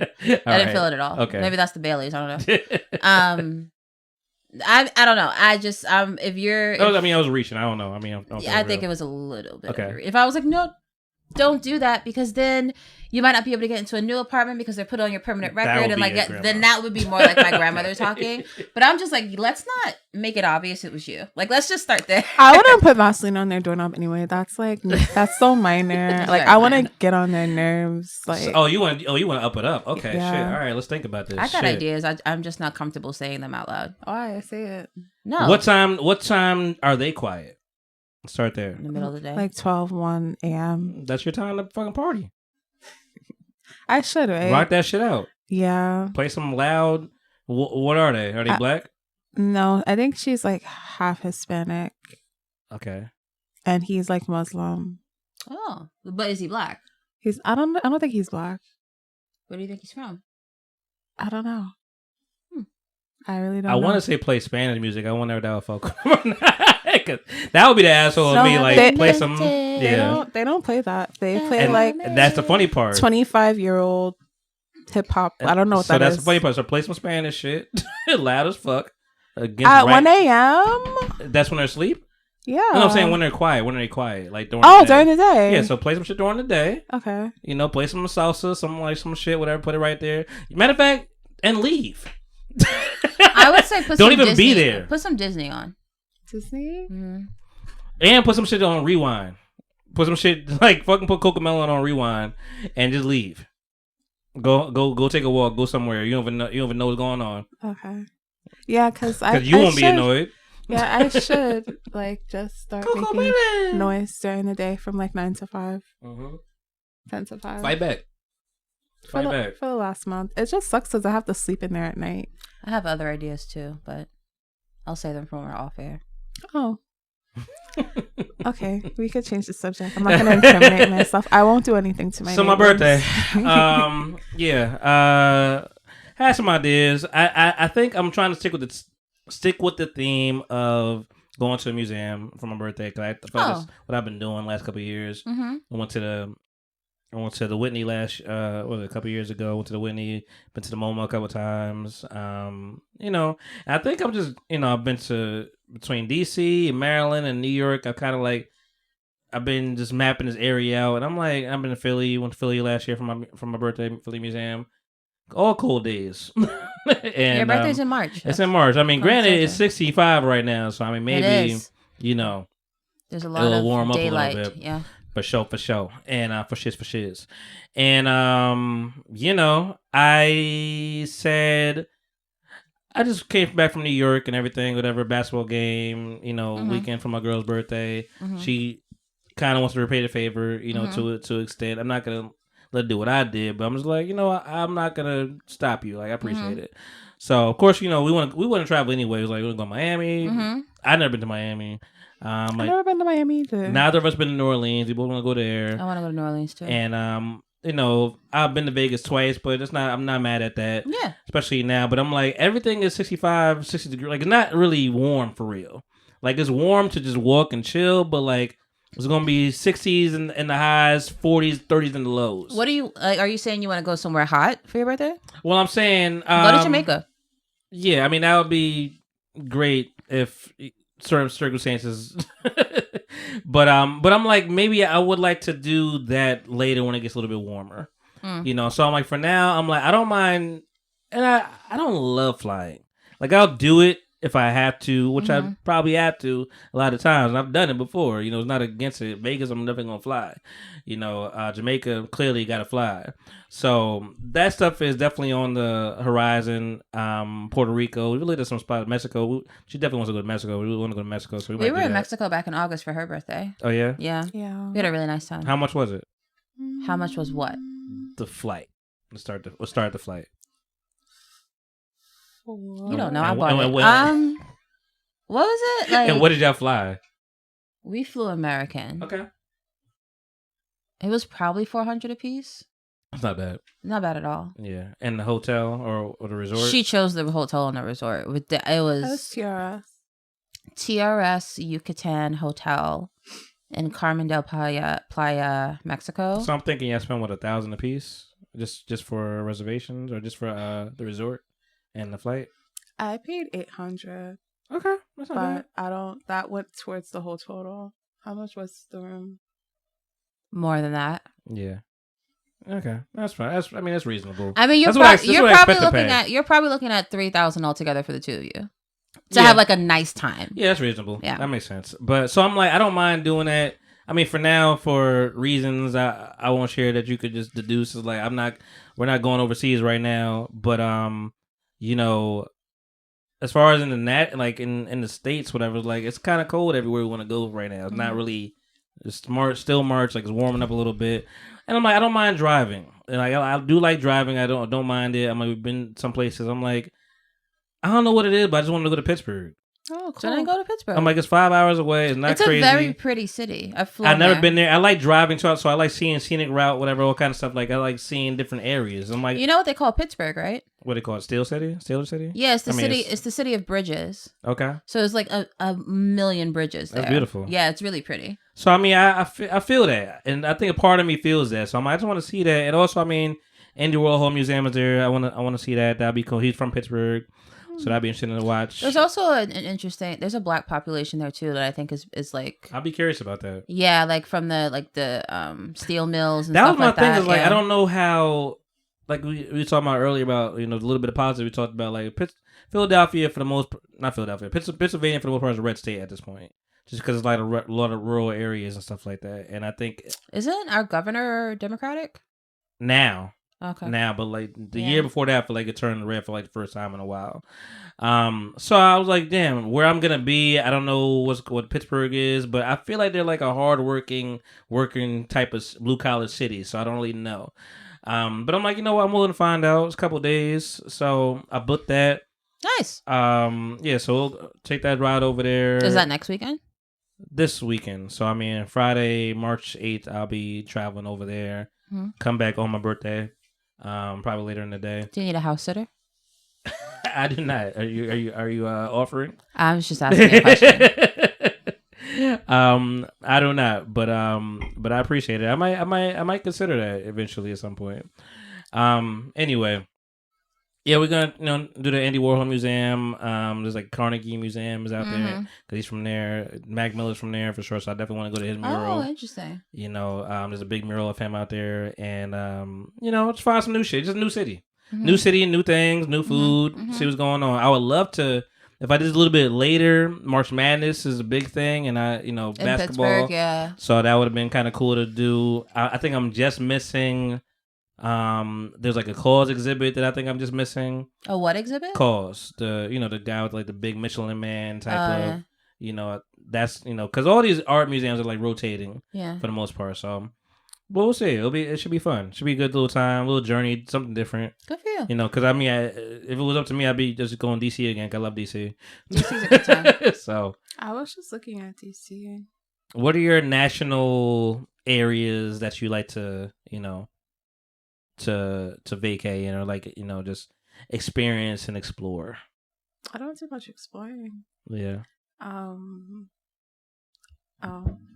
You told me not to touch the mic. I don't do much exploring like that. I've only ever been to like Georgia. I've been to Cali. Georgia. See, Georgia, and maybe this is your grandma and me, because like some shit I'd be scared to go to. I'm like, man, Georgia. I don't think I'm so scared. Yeah, I've been to like LA. I'd be like, man. where can I go that I'm gonna be safe? I'm sure I'll be fine, but really, you feel like you'd be unsafe in LA? And maybe that's the problem about rap music. I mean, Chicago alone has got me on Chicago too. And my girl loves. And she's like, it looks like a beautiful city. Like I'm like, I might wanna. I asked a girl today, I'm just like, where would you want to live if you wouldn't live here? Like as far as like the states, and Chicago was the first thing she said. I was like, I'm surprised you even said that. Chicago's nice. Their food is really good. That's what I'm like. It's also like 9 degrees in like the wintertime. And it's very cold. It's cold in New York too. Not like that. It's colder in Chicago. Yeah. But it's also really cool. I mean, that's where they filmed Batman and stuff. Like it's which one?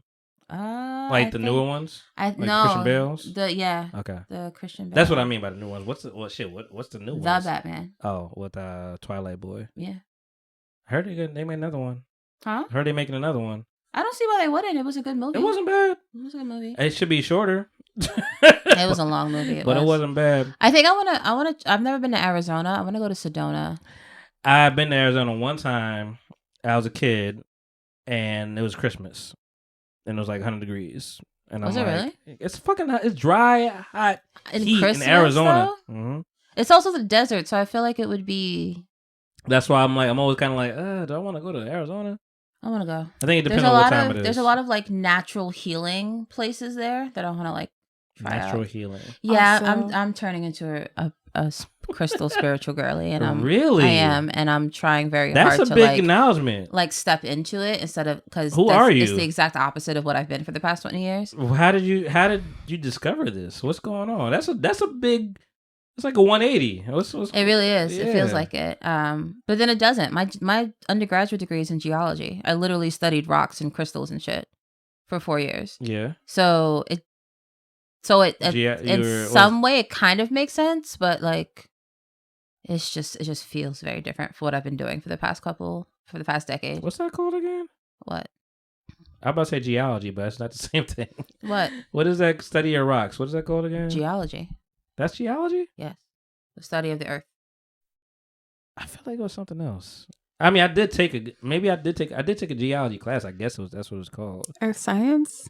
Man, I just said kick rocks. That's what I said because that's what it was. She gave everybody a curve in that class because we were fucked up. We sucked. We really sucked. I thought I was killing it, and he was like, "Now y'all all sucked." I didn't know this red fucking rock from the other red rock.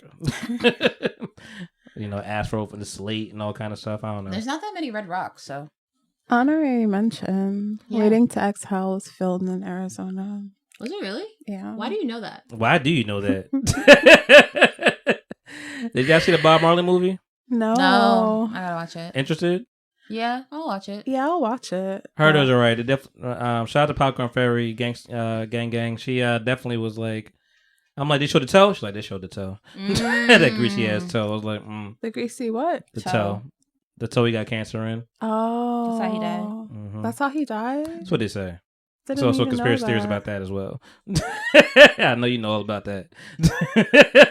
Didn't even know. Before we get out of here, trying to think of things that we care about a little bit. Sydney Sweeney was on SNL. Have you ever watched Euphoria? I love Euphoria. I want them to bring it back.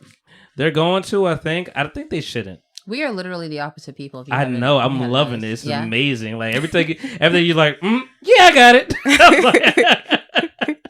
I'm like, hit that shit up there. Sydney Sweeney is known for her big ass titties. For sure. Can you agree? Which one is the blonde girl? Sydney Sweeney, the one that threw up in the pool, threw up in the jacuzzi. Oh, her boobs aren't even that big. We come from a family of very big boobs. large. Sorry. Damn, the boobs privilege. Are not big. There's fucking a lot privilege. of privilege. I've seen bigger boobies. Yes, I mean, listen, I've watched some things, so yeah, I believe I'm also on that side. But I could acknowledge some big boobs when I see them. No. Yeah, our perception is completely. It's just like what is big? What? I'm from Ethiopia. What are you talking for about? For a white woman, that's big, I guess. But we did say J-Lo's butt was big for a long time, and it wasn't her butt isn't compared big. to like what I know. Yeah. But I guess it was just like, in white Hollywood. It was big compared to white Hollywood, oh my God, look at that ass. Yeah. I asked shout out to Diamond. I asked my friend the other day, I was like, what is the difference between, and I feel like I know, but I just want to ask, like, what is the difference between a wide butt and a big butt? So, a wide butt looks like someone like a wide butt. It's wide, like you. Just a lot of space. Yeah, the canvas is big. But you wouldn't consider that a big butt? No, the big butt comes from projection. Yeah. So it needs to come out. Yeah. It needs to rest his can on there. So a big butt is in 3D. Almost like the letter P. Like the letter P from the side. Capital P. And a wide butt. Pushing P. Almost looks like someone like took your butt and like just smushed it and it like spread out. Oh. We have a cousin like that. Smushed butt. Yeah. Yeah. Would you consider it flat? Yeah, to an extent. Like I know I have a flat and wide, like a pizza.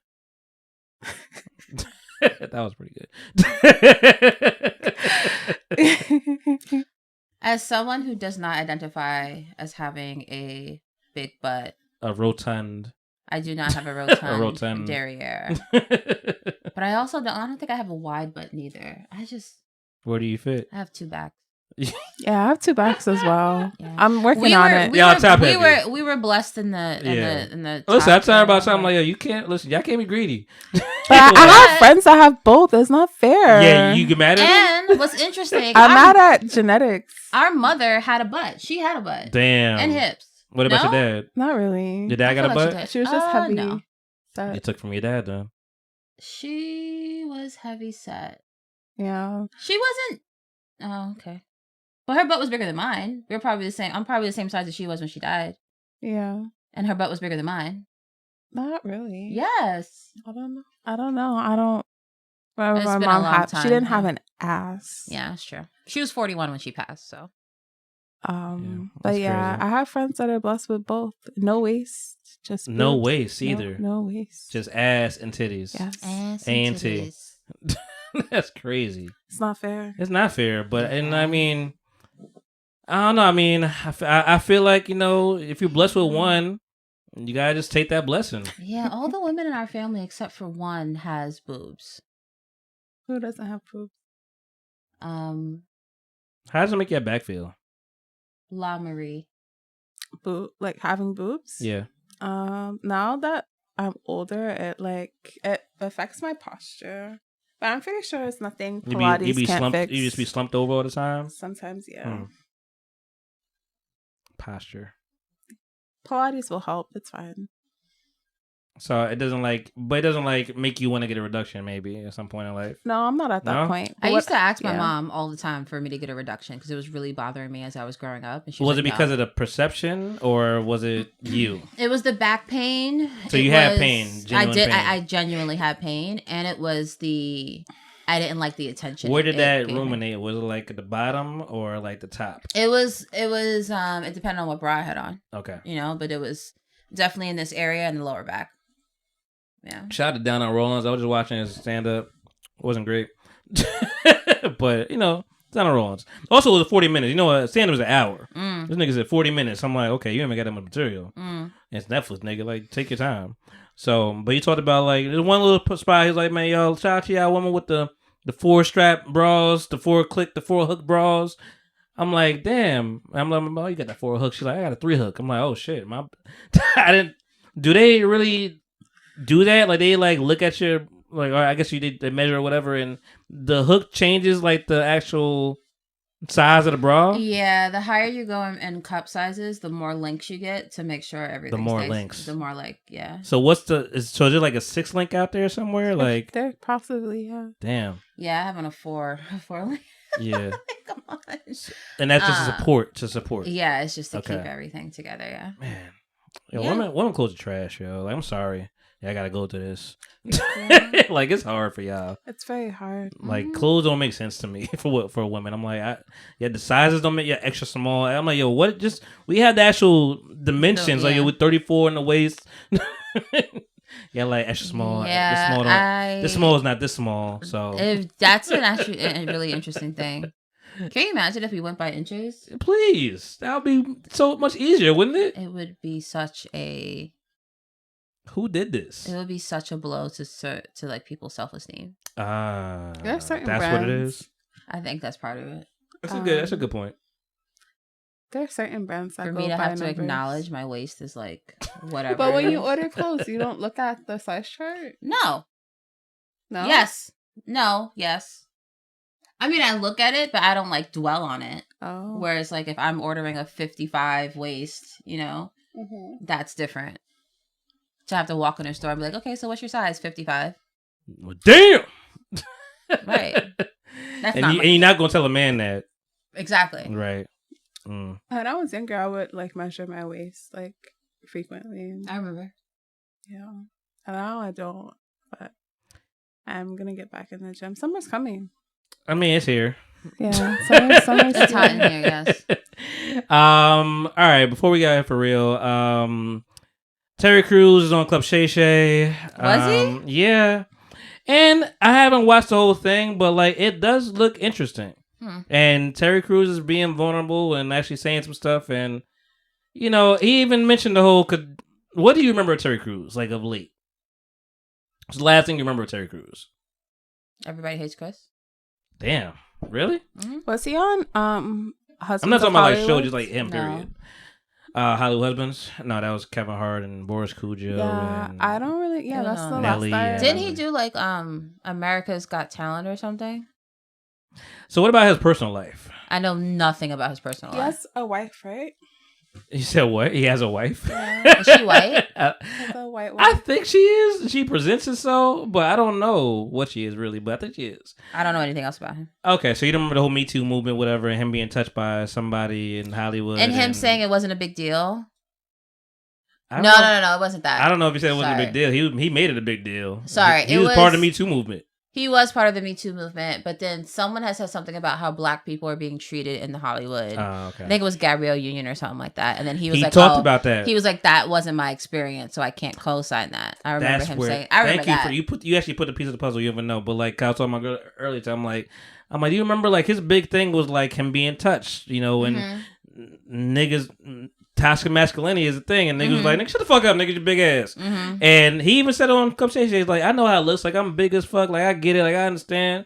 Because that's how we looked at it, like, man, niggas laugh at men, you know, in similar situations as a woman will be like in a, what do you call it, sexual abuse, whatever. Like, we laugh at men. We just do. Men do that. I mean, I can't say the same for different women. Men are like, nigga, grow up.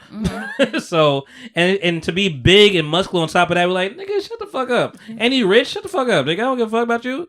And that's how some people look at it. And I think, you know, he got on there. He talked about it. He's like, I know how it looks and everything. And he did speak about Gabrielle. I forgot about that part because I was like, I feel like it was the whole sexual abuse thing. We were slow to be on your side, but I think we eventually would have got there. But then it came with the whole. I forgot about the Gabrielle Union thing because I was just like, I don't remember what exactly because there was a thing of like him feel like he was caping for white women for a minute. Like it felt like not white women. It was just more so like he wasn't caping for black women, black people.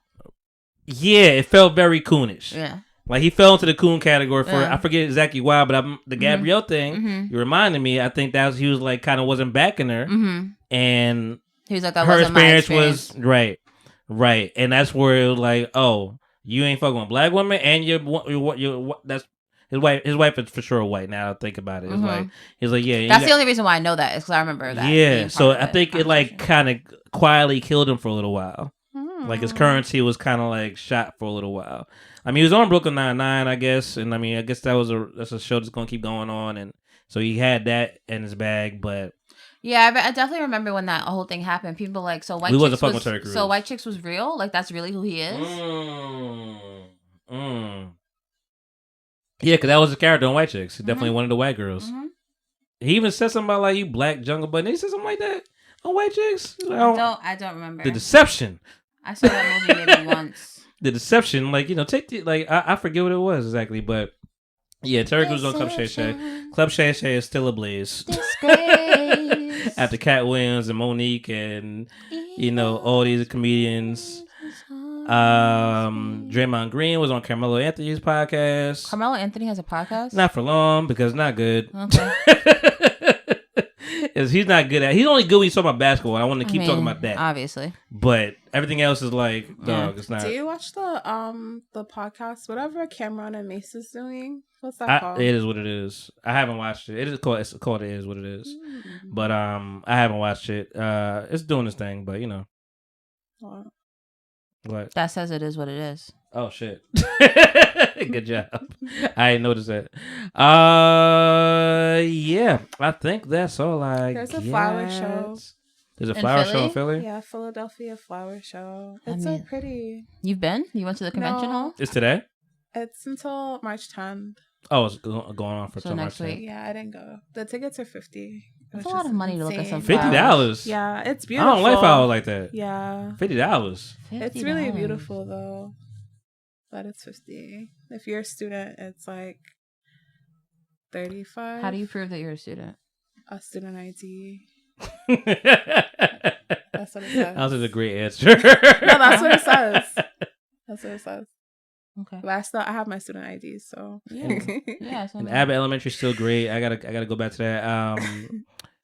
I'm not watching any of these Wendy Williams stuff, man. Wendy Williams is back?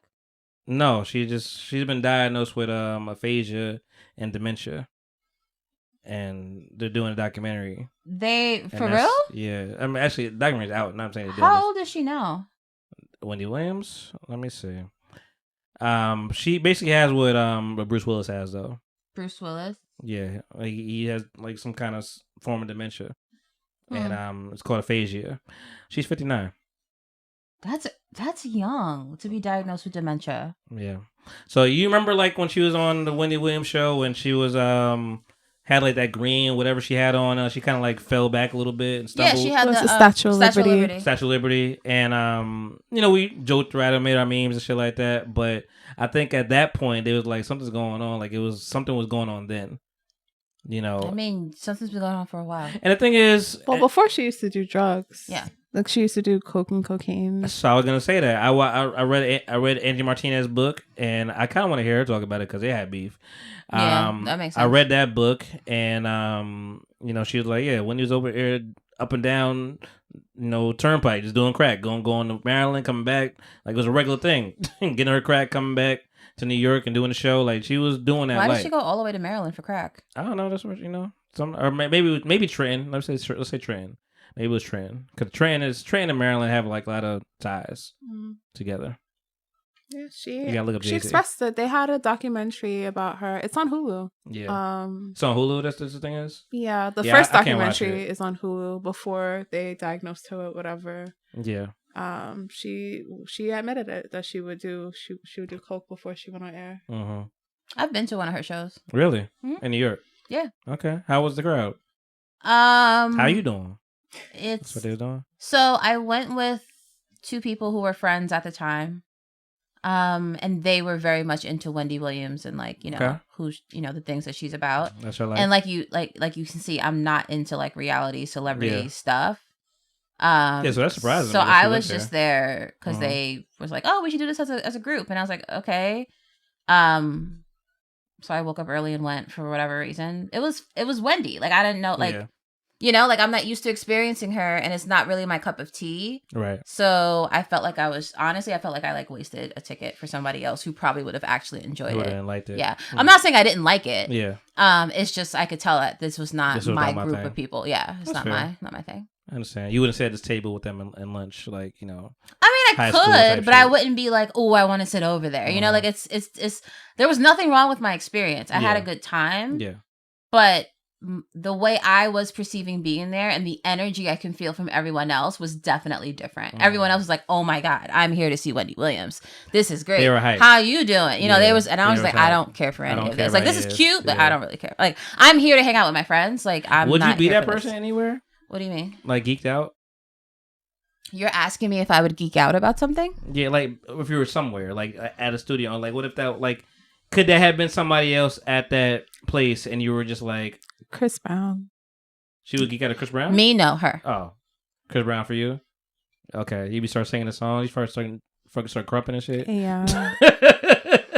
Definitely. Chris but Brown. I don't know if I get that from you. Chris Me? Brown? Yeah. Oh.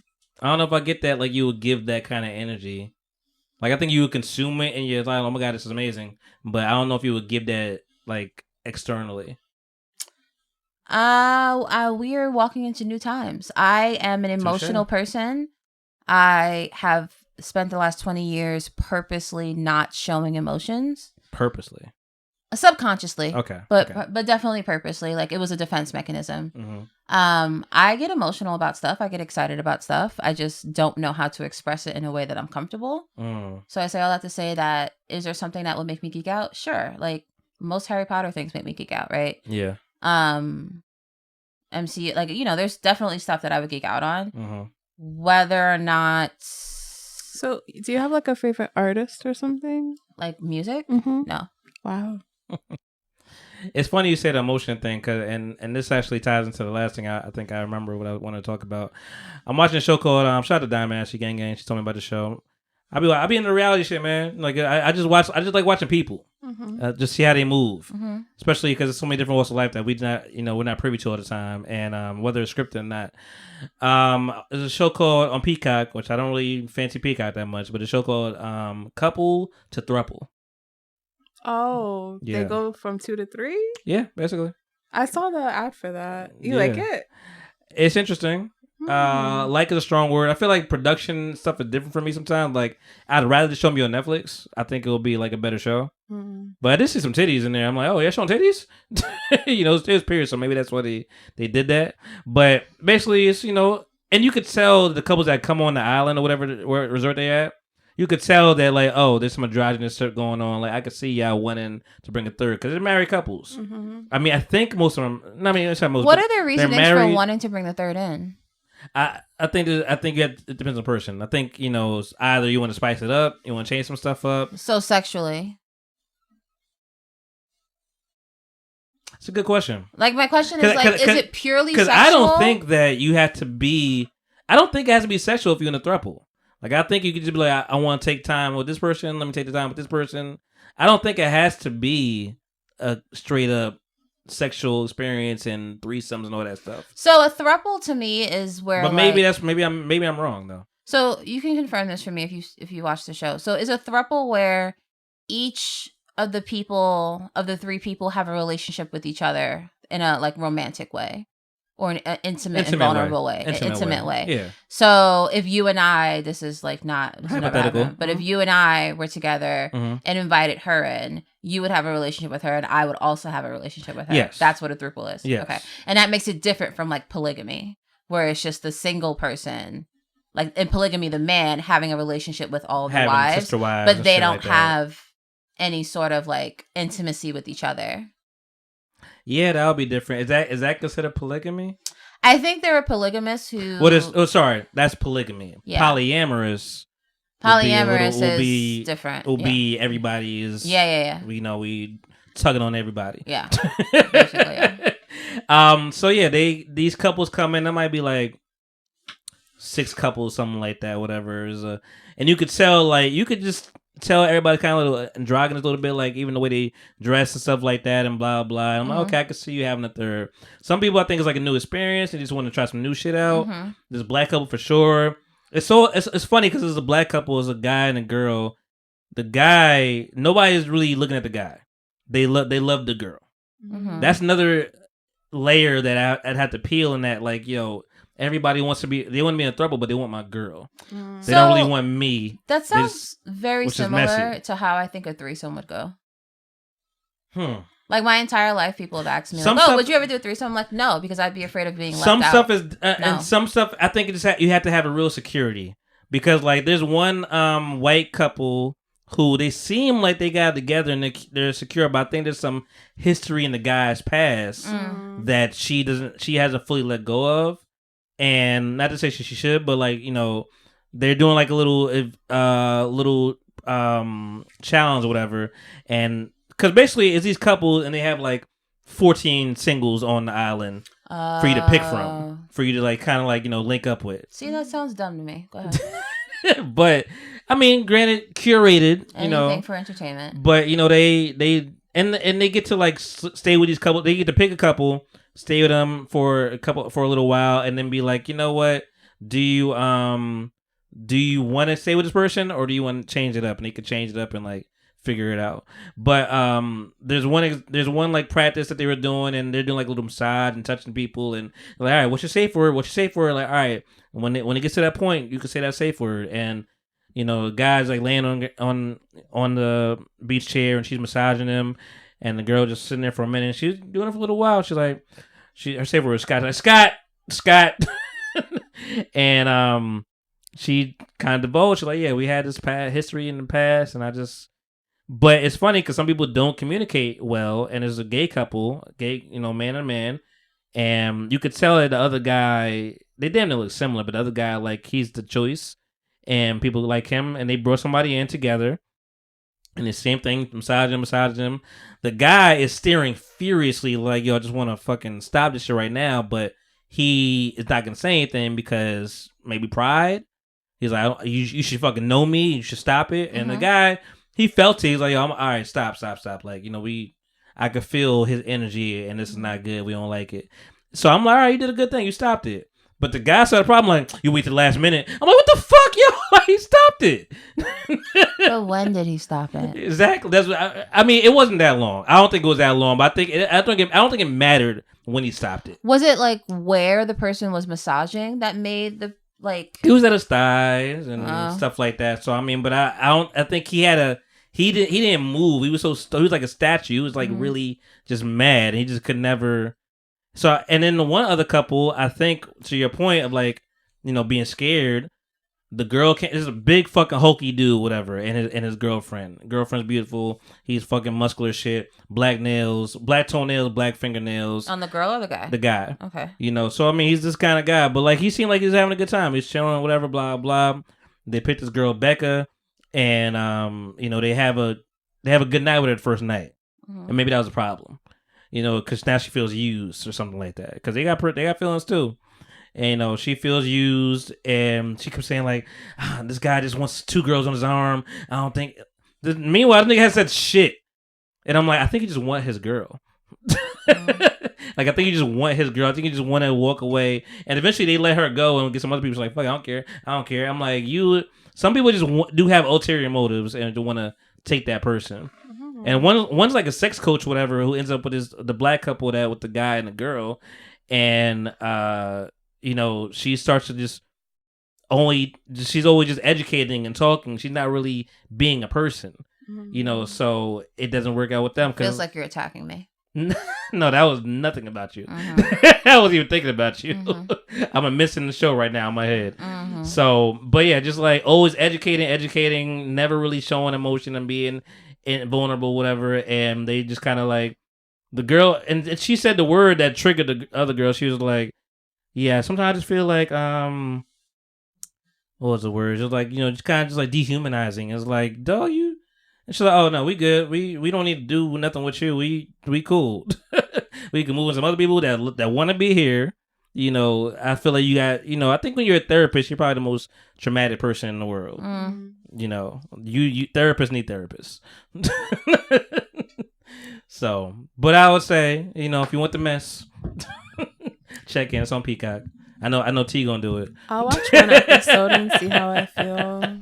Couples to thruples. Couples to thruples. You yeah, said check it T. out. There's two of us here. I know. When I say T, I mean T-I in my head. So I mean T. TT, not Tum Tum. Whatever. On that note, guys, time to go. It's warm and it's nice outside, so let's get a little sunlight and all the things. But yeah, thank you guys for being here. Thank you for having us. Appreciate it. You know, sorry I didn't have a super planned agenda. I really don't care about things. Sometimes it's like the world is on fire every day, as you know. So shout out to Palestine because that's where they need the support. And that's what that's going to be. Did you hear about the guy that burned himself alive, 25 years old? Yeah. It's really sad. Wait, what? Yeah. So there was a someone who was an active member in the Air Force, I believe, who was feeling very passionate about the Israeli-Palestine stuff that's going on. And he set himself on fire in front of the White House, I believe. Oh, it was in front of the White House. It was somewhere in D.C. Okay. Wow. I think it was in front of the White House. I didn't know it was in the States. Okay. Oh, yeah. It Okay. was. I think it's definitely in D.C. somewhere. Okay. I want to say it was in front of the White House. He set himself on fire as a means of like protests and to bring awareness to what's going on. And his last words were like, "Free Palestine," and like spread my ashes only when Palestine is free. Like take it over to Palestine and like spread it over there. Yeah, and it's getting zero coverage. It's getting zero coverage by major networks. They're not covering it because major networks are biased. So of course. So RIP to that man, and hopefully the message is felt somewhere. Yeah, and I think I talked about it around the way curls. I'm like, I feel like people see that and are so numb to stuff that they're not even gonna like feel the message that he was trying to put out there. It's really hard to when the society has conditioned all of us to have the attention span of like 15 seconds, right? That's one. Two, we've seen way worse on just entertainment TV. Like seeing someone set themselves on fire is nothing to us. It's nothing when I've been watching Daenerys burn people alive for years. You know? Who's Daenerys? Game of Thrones. Oh. Different people. And it's we've definitely become desensitized to it, and it's very, very, very, very disheartening. It is. You haven't watched any Game of Thrones? Yeah, I'm not interested. I tried to watch like the first one. I don't even remember. All right, guys. Your man, Monty Styles, aka Monty Merlot. Sorry. Styles, Malbec, Corn, change something to South. I was like, Blau, fall back. You know that one time, Purchase yourself, Sock Daddy, audio sound, the motherfucking files. Monty, take that out. And we got T and Tamara. Tiana and Tamara. Say bye to the people. Tell them what you want. Tell them what you want them to know. Go ahead. That's beautiful. That's so cute. Yeah, I'm Tamara. I've been Dr. T. Dr. T. Check me out. I'm on TikTok. Currently, my TikTok handle is Journey to Future Self. Okay. I might change that to the Ascending Scholar potentially, or I think I like Journey to Future Self. Journey to Future Self is very clear. It's very clear. Maybe I'll change the name to Ascending Scholar or something like that. I don't know. But in any event, that's who I am. You can also find me on my website, www.tamaraminott.com. Hey. MINOTT. All right. That is me, and this is my sister. Yeah, I'm Tiana. I don't have any social networks or anything like that. I don't want you guys to follow me. Okay. See how you lie so fast? I don't want you to follow. I don't have any to share with you. Yeah, I don't have anything to share with you. But I will start cooking and like doing all that stuff. So when that goes live, listen, I know that's content. I know you would what the cooking. Yeah. So I know you don't want to hear my opinion on her cooking because I'm biased because I'm her sister. But the other night, literally 2 nights ago, not last night but the night beforehand, I had planned on making lasagna for the first time for my friends who were in town. Ooh. And she came over to eat said lasagna. That wasn't ready. We didn't even start yet. And Okay. she wound up doing like all of it, and it was slamming. Okay. All right. Delicious. I and she's you. never made lasagna before either. So it was, and that's a difficult task. Delicious. Yeah. It was great. Layers and layers and layers. It's a difficult task. So shout out to you. Shout out to the people that cook and who can cook. You know, it's a big task. Well, thank you for being here. Appreciate it. It's been episode 281 for the books. And you guys tune in. You know, it's Tuesday. Blow.